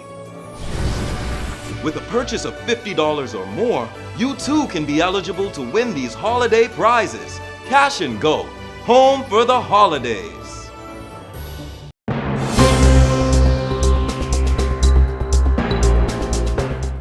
Well, it was a new day and it was also a new year for the government, who came out of the blocks making a lot of promises for 2022. And while some might say they rode on the coattail on what was promised during the former administration after a snap election, others said that give credit where credit is due. Let's take a look at what went down in politics in 2022.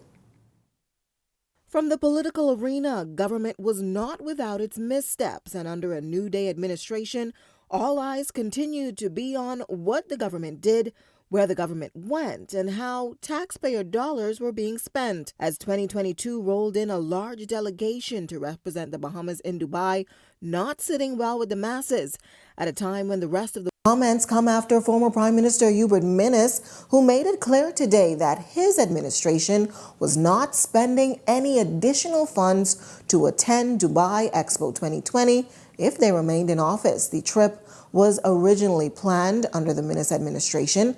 In an interview with Eyewitness News today, Dr. Year says he made it clear during the planning phase that cabinet members would not be attending and that the Ministry of Tourism would have to fund the trip from their budget.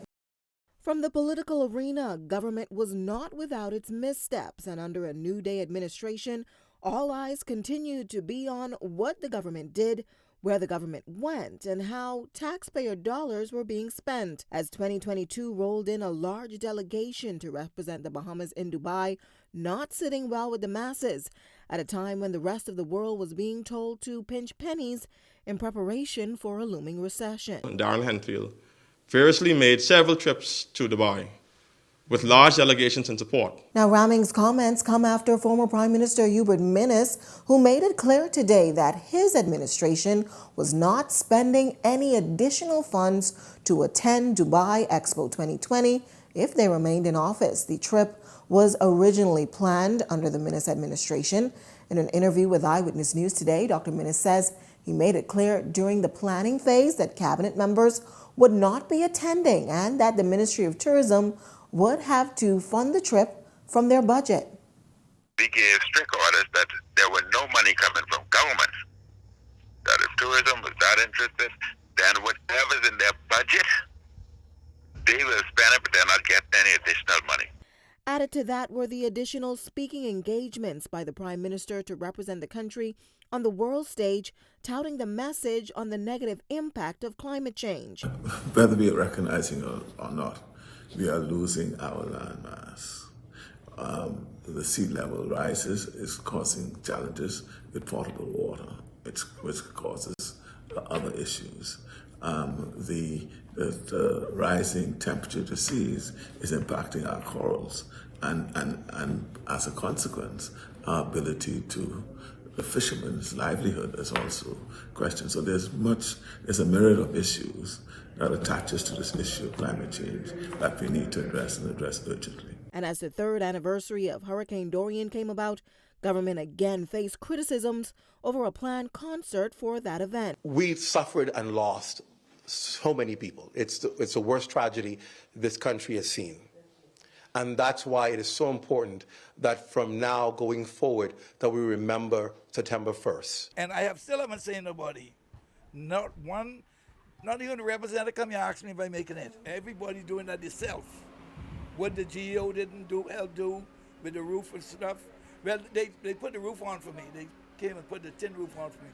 But what you see is happening in Abaco right now, it is the people, the community, that's rebuilding themselves. There was also the alleged attack of an officer by a sitting MP who has strongly denied those allegations.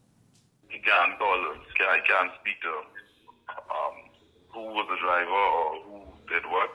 And the reason was an incident on Saturday, and as a result, he received some injury to his leg. He was treated at the hospital, and he was discharged. So he did receive some injury as a result of an incident involving a silver SUV on Saturday. I stand by my previous statement that it is untrue what is being said, and like my grandmother always say, the last laugh is the best laugh. And who could forget the Bermuda trip? Who authorized the Ministry of Finance the payment for the trip? The office of the Prime Minister. I just happened to hold that office. I happen to hold the office of the Prime Minister. When the Prime Minister travels, he travels as the Prime Minister of the country. Right? And the office of the Prime Minister takes care of the person, the holder of that office. And there was also that blunder on government being in discussions with women's groups over marital rape. The groups are quiet. A lot of the activist groups and the groups that protect women, where are your voices? I don't know what Mr. Watson is talking about and saying that we have not been out. What's been happening is when they have these symposiums, they don't invite all of the stakeholders. They invite just a handful of them. And it's a handful of us who are out there advocating, talking about this over and over and over again. This as government continued to work with church groups, many of them who said that the state should stay out of the bedroom. You roll over in the night and touch your wife. That should not be that should not be criminalized. And the same thing, what happens if she touch you? I mean, if you want her to, then it's not a crime. Right. But who's to say it's not a crime? We lock up in the bedroom together. What if she says no? She ain't got the right to say no. You swear for better or worse. You swear for better or worse. It's the oath you take before God. You know how to think of better, worse, richer for poor, or poor, and sickness in it. And the opposition, not without their faults, as they also dealt with charges brought against one of their own sitting MPs. Now, Gibson was dealt a litany of charges, including 56 counts in total dating back to 2018 for bribery, conspiracy to commit bribery, receiving money laundering, and failing to declare his interest in contracts awarded by the corporation to Elite Maintenance Incorporated Limited and Baja Maintenance and Restoration, businesses allegedly owned by his fiancée and campaign general. Now, according to prosecution, Gibson allegedly gained a financial advantage of over $1 million from those contracts for capital works. It is further alleged that the funds from the bank accounts of both Elite Maintenance and Baja Maintenance and Restoration were used to acquire near $140,000 worth of vehicles and $1,070,000 worth of land in Long Island and New Providence. Gibson was charged alongside and allegedly aided by former Water and Sewage General Manager Elwood Donaldson, an accountant by profession, who picked up 7 charges including conspiracy to commit fraud, fraud by false pretenses, and conspiracy to commit bribery. Well, politics seems to be the gift that keeps on giving in news. And joining me in that discussion, again, welcome back our senior reporter, Theo Seeley, and also our copy editor, Jace Brennan. Politics this year, a lot happening, and I'll start with some of the things that happened more recently. More recently, we saw the works minister. There was a call for his resignation based on what has been happening with BPL. And according to the minister, you know, the opposition, they were adamant that you saw this information. We gave you this information. You had a binder, you had a folder, you had a message in your cloud, you had an iPad note, you had a Marco alert telling you that this hedge fund would be, we know the end result of this. And we see the minister almost saying now, well, I made the means to correct it. And the opposition is saying, well, no, we still want you to resign because in our view, you misled the House. I want your thoughts on that, Theo, first of all. I think that if it was an intentional act to mislead the House, then fine, call for his resignation. But I think that, so initially when this saga started to play out, my thoughts were, well, why would the minister say that he didn't see an email if he saw it, right? So for the amount of weeks that it dragged on, I wasn't really believing it, right? Until he actually got up. I think it was a separate assignment that he was on, and the media pressed him again, and he said, you know what, listen, it was around this time, and, I didn't see it, but I took the time to go back and look at it. And, Janae, I think we have to look at the timeline of when these things actually happened. Mm-hmm. This was literally probably a month after the minister would have been elected to his post. So much was going on at that time. It is quite possible that he might not have seen the email. Now, I can't speak to whether he got a binder, a folder, some briefing from somewhere else, but we know that this email is what they were initially harping on him about. And I do feel as though it was a moment where he just didn't see it. A lot was going on, and I feel like he was only a month into the office. Now, while it's no excuse as minister that you didn't see something in an electronic age, I do believe what he said, that he didn't see it. But my bigger question at the end of the day is, okay, so the works minister didn't see it. Who saw it? Who saw it? Because because when he got on his feet in the House of Assembly to correct himself, he did say that a draft cabinet paper was written. And if a cabinet paper is written and proposed to cabinet, then that means that the head of cabinet, which is the prime minister, who's also heading the finance portfolio, would have had to have presented this paper. And he said... Well, the prime minister said it wasn't me. I didn't see it. Financial secretary so we have the prime minister saying he didn't see it. Then we have the minister saying, well, the prime minister did see it. And then the prime minister saying, well, his finance ministry is so big that his technical team is who handled it. Okay, well, I'm sorry, Mr. Prime Minister, but you also have the Minister of Finance portfolio. So you're telling me that your technical team did something, made a decision, you didn't know about it. So who made the decision? Was it Simon Wilson? Was it the Prime Minister? Well, in their defense, Theo, they've also said that, hey, even if we did see it, and when we did see it and we reviewed it, it would not have worked. What is your take on that? How could you explain it not working when, for the 2 years that it was in place, it saved some, how many million? Over 20 million, and had it stayed in place for the remaining, I think maybe 3 or 4 year term, it would have saved another possible close to 60 million. So if you have that math in front of you, how do you then turn around to the taxpayers and tell them after you already promised them? This election campaign went on this promise of no new taxes. We're not putting up electricity bills, and then you come into power and then you say, oh, there's a hedge fund, we're not doing it. Was this a stop, review, and cancel type thing? And then at the end of the day, you still cost the taxpayers more money and then say, well, we would have decided against it anyway. How do you say that? And government says, but we decided. And then we have the other flip of the coin. We decided to delay the announcement because of all of the other things that were happening, inflation, all of the other things that were happening, gas prices. So we decided to make this announcement of the increases when things, in their view, would have leveled off. Do you think that was a good move for them to make? All along, I just wanted to zoom out here. Who among us can say we don't have any unread emails? I know I have several, right? Yes. But to whom much is given, much is expected and required, and you could say that of a sitting cabinet minister. But all the while, you have the official opposition sort of proving their worth and showing why their role is important in a functioning democracy. When it was first said in the House of Assembly, and I believe that was earlier this year, there was a kind of like, oh, okay, they're beating this BBL horse. And then every week we saw them go at it again and again and again. And it kept in the headlines until eventually there was a slip up. And it's like, hold on, maybe they were onto something the whole time. And that's what an official opposition should be doing. It doesn't matter the political party. It's raising questions and getting answers. So I think that this has been an interesting kind of win in a sort of way for the Free National Movement. And now that the honeymoon period, I guess you would say, is officially over for the governing Progressive Liberal Party, it's interesting to see how they respond to this going forward.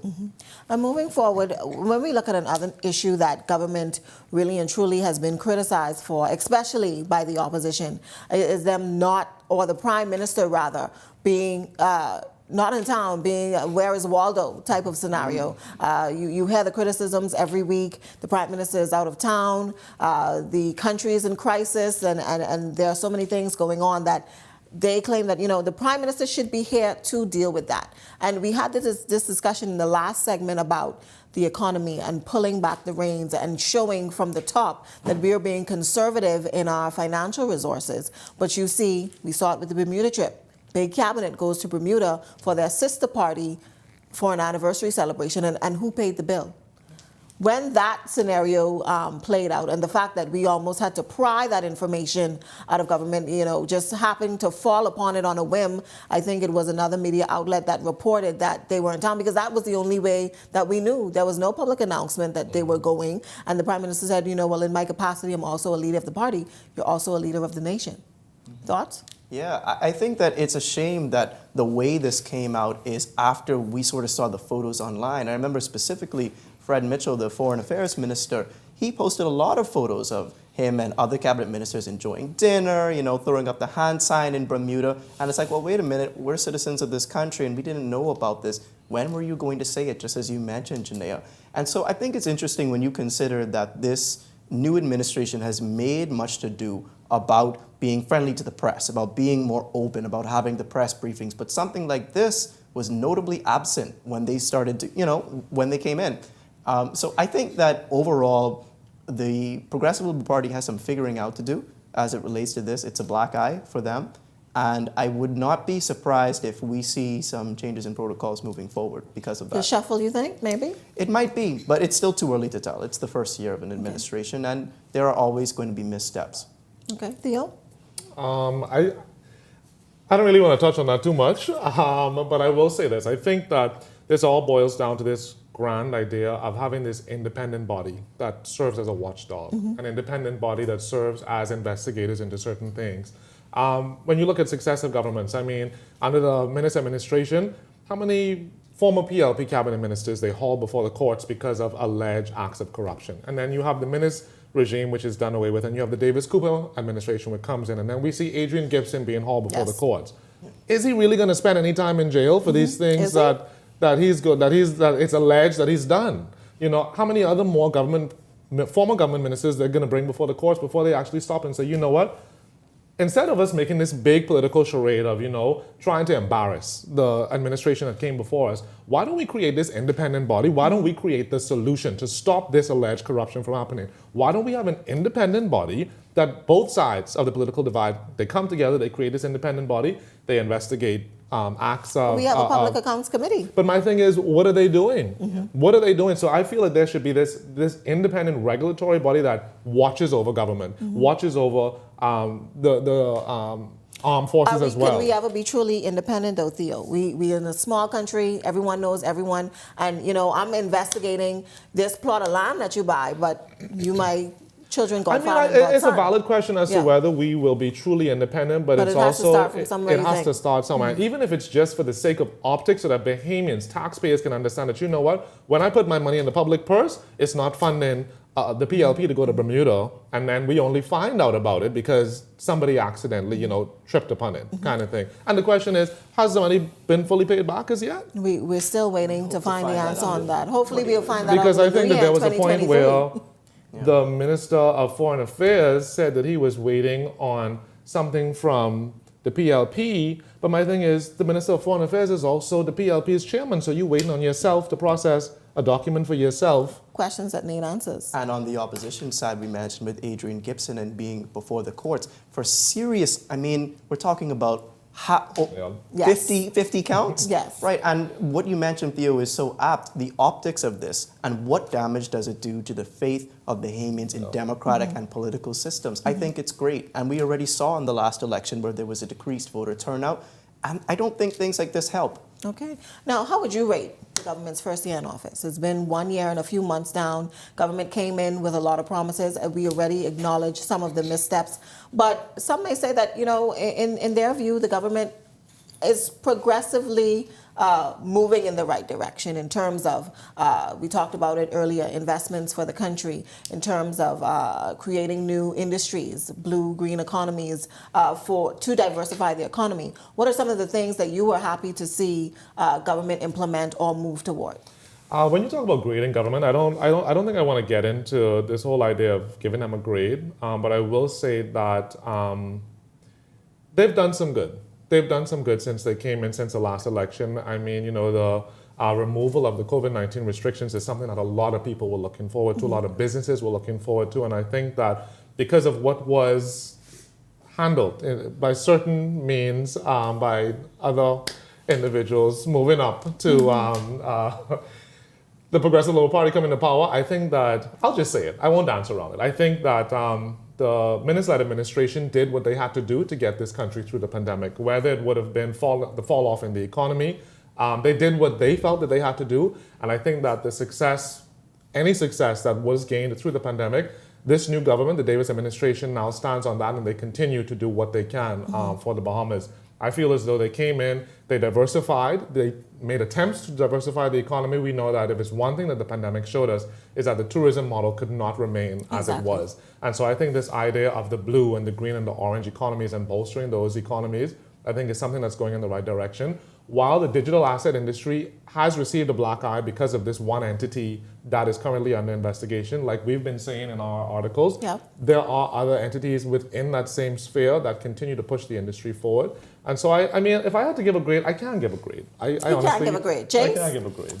It's hard because, as Theo mentioned, they are somewhat benefiting from an inevitability, right? The fact that we'd be closing the curtain on the pandemic, businesses would be reopening, and money would be again circulating into the economy. But I do think that the Progressive Liberal Party could scratch certain things off their list, right? They talked about the free COVID test. That rollout was impeccable. I'm one of the persons who managed to benefit from that. We talk about some of the other things that happened with them with housing, right? Even though Minister Colby Davis has some questions to answer, and hopefully we'll get more of those in 2023. We see new Bahamians, particularly young Bahamians, getting keys to homes. So it hasn't been, you know, the worst kind of first year ever. So for that, for me, if I had to give a grade, I would say between a C+ and a B-. I think most persons are still feeling like, you know what, they've done more good than bad. But let's wait and see. Let's wait and see if the projects actually come to fruition, if the groundbreaking turns into actual buildings, and if people's lives will be impacted. Well, one of the issues, as we heard in the package, that government can't seem to get around or really dig their fingers into, make a conclusive decision, this whole issue of marital rape. How do you think that's being handled? Again, I feel like government needs to come forward and say how they feel about it, especially for, I mean, look at the First Lady, the spouse of the Prime Minister. She has been very vocal. Even before Mr. Davis won the last election, Ms. Anne-Marie Davis was out there. She was an advocate for domestic violence, abuse against women. And so I just feel like she's been very vocal. She has stated how she feels about this, and she has said on every occasion the mic has been put in front of her face, she is agitating for those who are in charge of legislation, her husband, Minister of National Security, all of those who contribute to that. And to Senate President Lachelle Adderley as well. Correct. So I just feel like government needs to state how they feel about this and state it very, very clearly. I'm tired of hearing this song and dance about, oh, we're going to present it to the Bahamian people and see what they have to say. If you're going to do that, then do it. Is the phrase that I guess they've coined, rape is rape.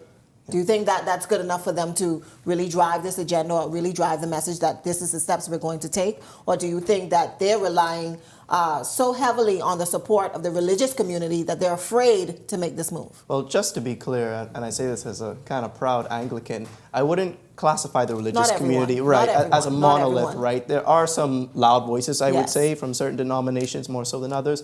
But generally speaking, I agree with Theo. You need to make a stand, and you need to make it quickly. This is something that has embarrassed us internationally for years. We have said that we are going to deal with the changes in the law, and for some reason, we continue to punt. Yes, we know it's controversial. Yes, we know not everybody will agree, but not everybody agrees with the law right now. Either you are for changing it, or you are against it. And never in my lifetime, and I know I haven't been here very long, have I seen this consistent level of, we really need to change this, and now is the time. And, you know, I don't think a referendum is going to adequately capture the voices of the people, because there's so many political kind of calculations that go into that. If you believe in it, then do it. If you don't, then don't. Before we wrap up this discussion on politics, I want to hear from you all your views of how the opposition has performed during this first year of the Davis administration following a crushing defeat at the polls. I think that Mr. Pintard is new to the post of leadership. He served as Minister of Agriculture, so he's no stranger to frontline politics. But I think that he's still getting his feet wet on how to find his voice, how to really be assertive. But I would say that I tip my hat to him on sounding the alarm on this BPL issue. Like Jace would have said, the point of a strong opposition is to be on the feet of government, to put fire to their feet, to hold them accountable for certain issues. And if you had the leader of the opposition making this call from January, February of this year, and it wasn't until almost the latter part of this year that it actually came to light. I think that he's done a good job. He's still very new. He's getting his feet wet. He has some way to go, but I think that in terms of having a strong voice as an opposition, this was a huge issue that he'd been talking about, and I think he did a good job at it. Jace, I'll let you answer this. Do you think that Minnis is still a factor in the F&M? Because we hear Pintard's voice, but sometimes we hear the former leader's voice more loudly on certain issues. Well, I think Dr. Hubert Minnis is a former prime minister. So what he says is important whether or not you voted for him or didn't vote for him. He has a point, he has a place to play, and he is still a sitting member of parliament. That's not something that we've always had before. Right. We've had a former prime minister, most namely in Hubert Ingram, who won his seat but said, you know what, I'm stepping off the scene. Let's let the new leader, at the time it was Dr. Hubert Minnis, come and talk to the people. And then, of course, Perry Christie, most recently with the Progressive Liberal Party, lost his seat. So he didn't have that chance to sort of compete for airtime. So yeah, I do think that Dr. Minnis is a factor. To what extent will he affect Mr. Pintard's time as leader? I think we're already seeing a little bit of friction there. But for Mr. Pintard's case, I think that he's doing what he has to do. The Free National Movement was soundly criticized across the country for not being accessible, kind of not really paying attention to the voices of the people, maybe catering to one group over another. And I think that he has made genuine steps towards changing that perception. But like I said earlier, time will tell if it pays off for them at the polls. All right, thank you so much, Jen. That wraps up our discussion on politics, but we will move on to one of the issues that has impacted every family, every life, every community this year, and that is the issue of crime. We've had more than 100 murders taking place, and we have surpassed records of years past. The most bloodiest month taking place in March of this year. Let's take a look at how 2022 played out in crime. If they wanted him locked up, he would have been locked up. You understand? And my sister would have still had a life, and my nephew would have still had a mother, and I still would have my sister. A visibly infuriated relative crying shame on the country's law enforcement system 2 days after her 21-year-old sister, Heavenly Turvius, was shot and killed this past Saturday evening by her boyfriend, who was said to be on bail after attempting to kill Heavenly's sister in April of last year. For him, who was on bail for attempted murder for almost trying to kill me, why they ain't run his name or whatever and find out who the hell he was? You understand? And lock him up. According to relatives, Heavenly's boyfriend has been coming here and consistently assaulting her for the past 2 weeks, ever since she moved out of his home. It was a story at the beginning of the year that rocked the nation, setting the tone for what would be one of the bloodiest years on record. This as police not only dealt with an increase in domestic violence, but also an increase in suicides. Sarissa Comer, who was found hanging in a room at the Landshark Hotel on Thursday night. According to police, she'd been dead some 2 hours before being discovered. A friend who went to visit the victim found the victim in the room in that unresponsive state. Making matters worse, her young son also found in the room and witnessed her death. The child was found in the room with the mother as she was in the position that she was in. She made headlines last November, taking to social media in a plea for help. This been going on for too long. My whole life, my child, I want this boy nearly take the cloth and wrap it around my neck. Then in August, a murder that seemed to touch us all. A young man filled with promise, robbed of his bright future just 1 week before heading back to the United States to complete an accounting internship. Police found the body of Omar Davis Jr. in the trunk of a black Honda Fit yesterday at the rear of the Centerville food store.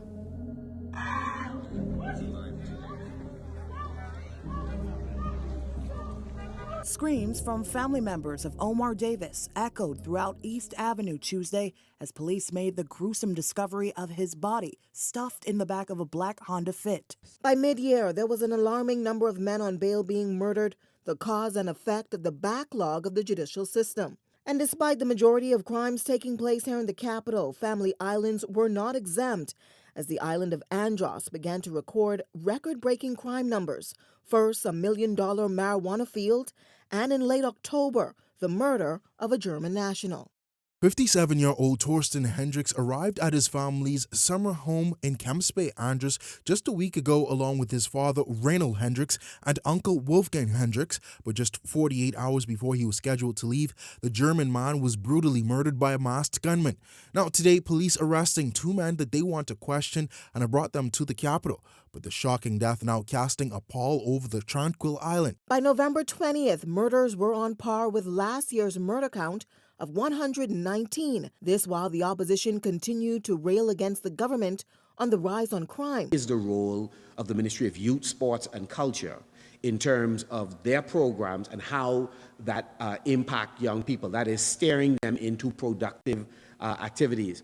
Crime and the impact of crime, obviously one of the biggest issues talked about this year. And joining us in this discussion tonight are Jose Etienne, Tyler Simonet, and Leah Cooper, all of whom would have been on call those many nights many of these murders happened, would have had to dash out their beds along with police to cover what was unfolding on a lot of these murder scenes. And Jose, the year started with you covering that Heavenly Tervias story after she would have been shot and killed. And looking back at that story, looking back at the impact, looking back at all of that has happened, and when we see violence among women and children steadily increase, and we hear this talk about crime, but we see no solutions for crime. What are your thoughts on what's happening right now? Well, as it relates to that story in particular, there were a lot of reservations from family members who felt as though police weren't proactive in obviously preventing that from happening, right? Because they would have made several pleas to police to intervene, right? Because according to the sister, the perpetrator, Heavenly's boyfriend, Tervias' boyfriend, he was out on bail for attempted murder. He actually attempted to kill Heavenly's sister, right? And so there were several signs, several indications that police could have paid attention to ensure that what happened did not happen. But according to relatives, they weren't as proactive. They didn't take their duty seriously, and so as a result, we would have seen the demise of Heavenly Tervias. Do we see that to be a reoccurring theme when we're dealing with especially young women who have challenges with their spouse, with their significant other? They say they make complaints, but on the flip side of that, you hear from police, and the police, they do a good job at what they do, and for all of us in all of our professions, we don't always get it right. But you hear the argument from them that these women, they come in, they make a complaint, and the next day they withdraw the charges. And that's does that mean that I should dismiss you altogether when you come to me 4 times, dismiss the charge, but on the 5th time could be the time that saves my life? Absolutely not, in my opinion. I've dealt with personally covering a story of a woman who wanted to get her story out there, but with her case, it was her husband, who was actually a police officer, who was, abusing her, threatening her life and things like that. And it's just so heartbreaking to hear, so many times that they have to go to the police and try this and try that, but they're being sent to another police station, they're being asked questions that aren't relevant to the situation. And you see that, the messages that they get from the person who is abusing them, and it's like, I feel like you can't really blame them if they do come back to the police station and try to withdraw the charges. I feel like you need to look into that more, because that means more so her life is in more danger, because she's helpless at this point. She could be threatened. You never know. I mean, there could be situations where their lives are being threatened. So as a result, they're being told by either the actual person involved or relatives of the person involved, hey, drop the charges if you want your life to be preserved or whatever, or else face the consequences. And that's how we come to the discussion about resources, Leah. And I know you spoke with a lot of entities about there being some place for these women and children to go, and even on the flip side of that, men who may be in the flip of that situation. And government has talked about providing these safe houses. We had different organizations wanting to build safe homes and shelters. But do you think that is the issue too, that there is no place for them to go? Definitely. I think the situation with the young lady that was found dead at the Land Shark Hotel speaks for itself. Her aggressor apparently would have known where she was, had access to her, and was tormenting her on a number of occasions. So you definitely do need more housing so that these people can feel safe. Mm-hmm. Another big issue as we dealt with crime, we saw where a majority of these murders were being committed, the victims of these murders were persons who had just recently been released on bail. 2 weeks after they come out of prison, you find them dead in the street. And some question is it safer for me to remain in prison at this point, because the day I'm let out could be my last day. I think we had, at my last count, we had about 52 persons who were killed this year who were all released recently on bail. And what has that argument been like, Jose?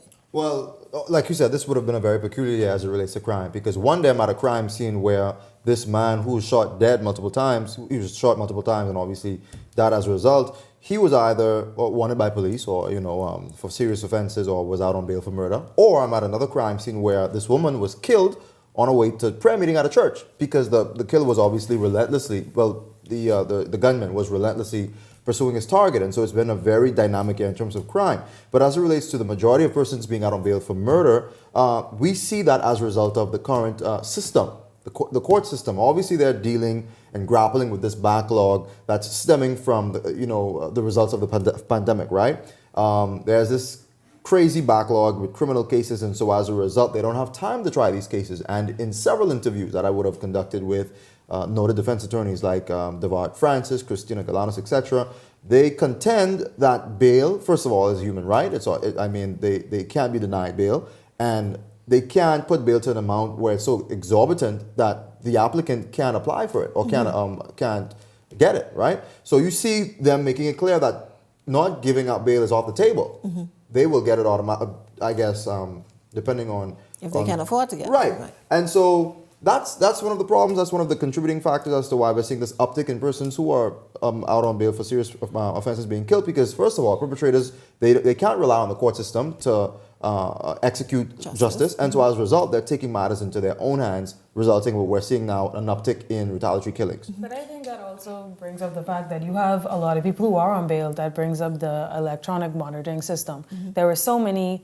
issues with that. People who were being monitored by police but end up either being killed or committing another heinous crime. Mm-hmm. So it's just so many intricate details that I feel like need to be solved. The backlog needs to be solved. We need a better monitoring system. At this point, we're still unsure as to who's in charge of watching people who have on ankle monitors. And it's just so many intricate details that I feel like at the end of the day, it still needs to, I guess, go back to what the opposition was speaking about it a little bit, that we can't, stop crime by just seeing where someone is, because we don't know what's going through their mind. At the end of the day, we still have to go into the communities and really, speak with stakeholders and speak to, people or children who are in school who are joining these gangs, and just really try and get into their heads that, crime is not, the way of life, and try and stop them. Because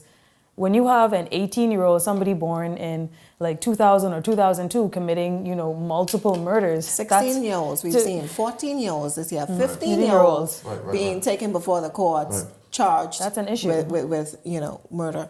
Leah, when we talk about those interventions, we've been waiting, and the government has been saying that, a crime plan is in place. I know you spoke with the Prime Minister earlier this month, where he talked about laying out that framework. And we've heard about crime plan, but is there something that we can go to? Is there a specific page we can turn to see this crime plan? Or in your view, what is being done?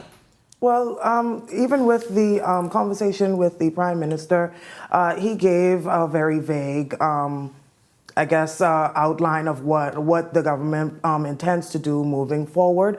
There's still no details that we can go to, and like you said, no tangible thing that we can turn the page and read. We spoke to the Commissioner of Police. He would have referred us to the policing plan for the beginning of this year. But I mean, in my opinion, at the end of the day, we're still on record. We're creeping closer and closer to one of the highest murder counts on record.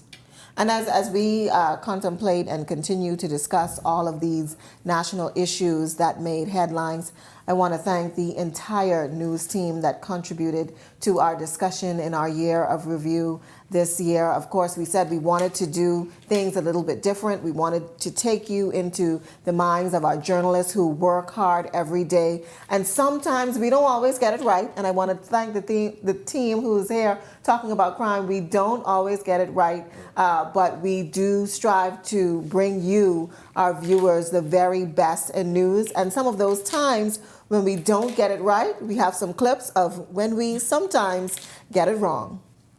See they saying, I's a boss. I's a boss. When you cough, don't believe.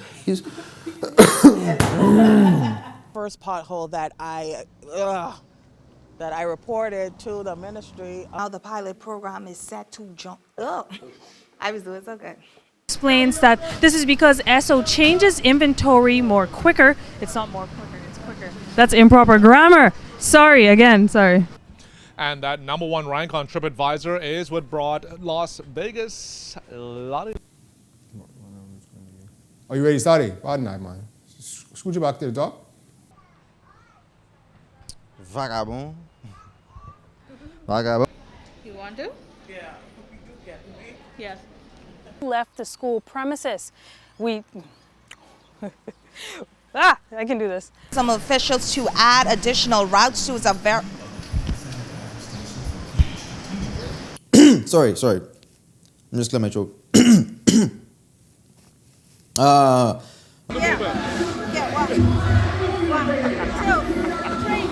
What this season will look like.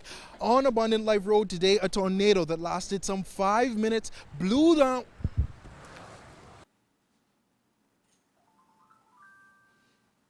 And just remember, what you do on earth will echo through eternity. Amen. You heard it here first. Oh, Jesus.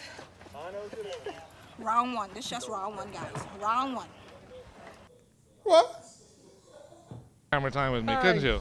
Aye. Say, oh my God. Oh my God. Bay Town Center. All for Town Center. Night in. I'm Leah. I was ready to jazz. Okay. States, Miss oh. Let me do it again. Flight that was owned by, that is owned.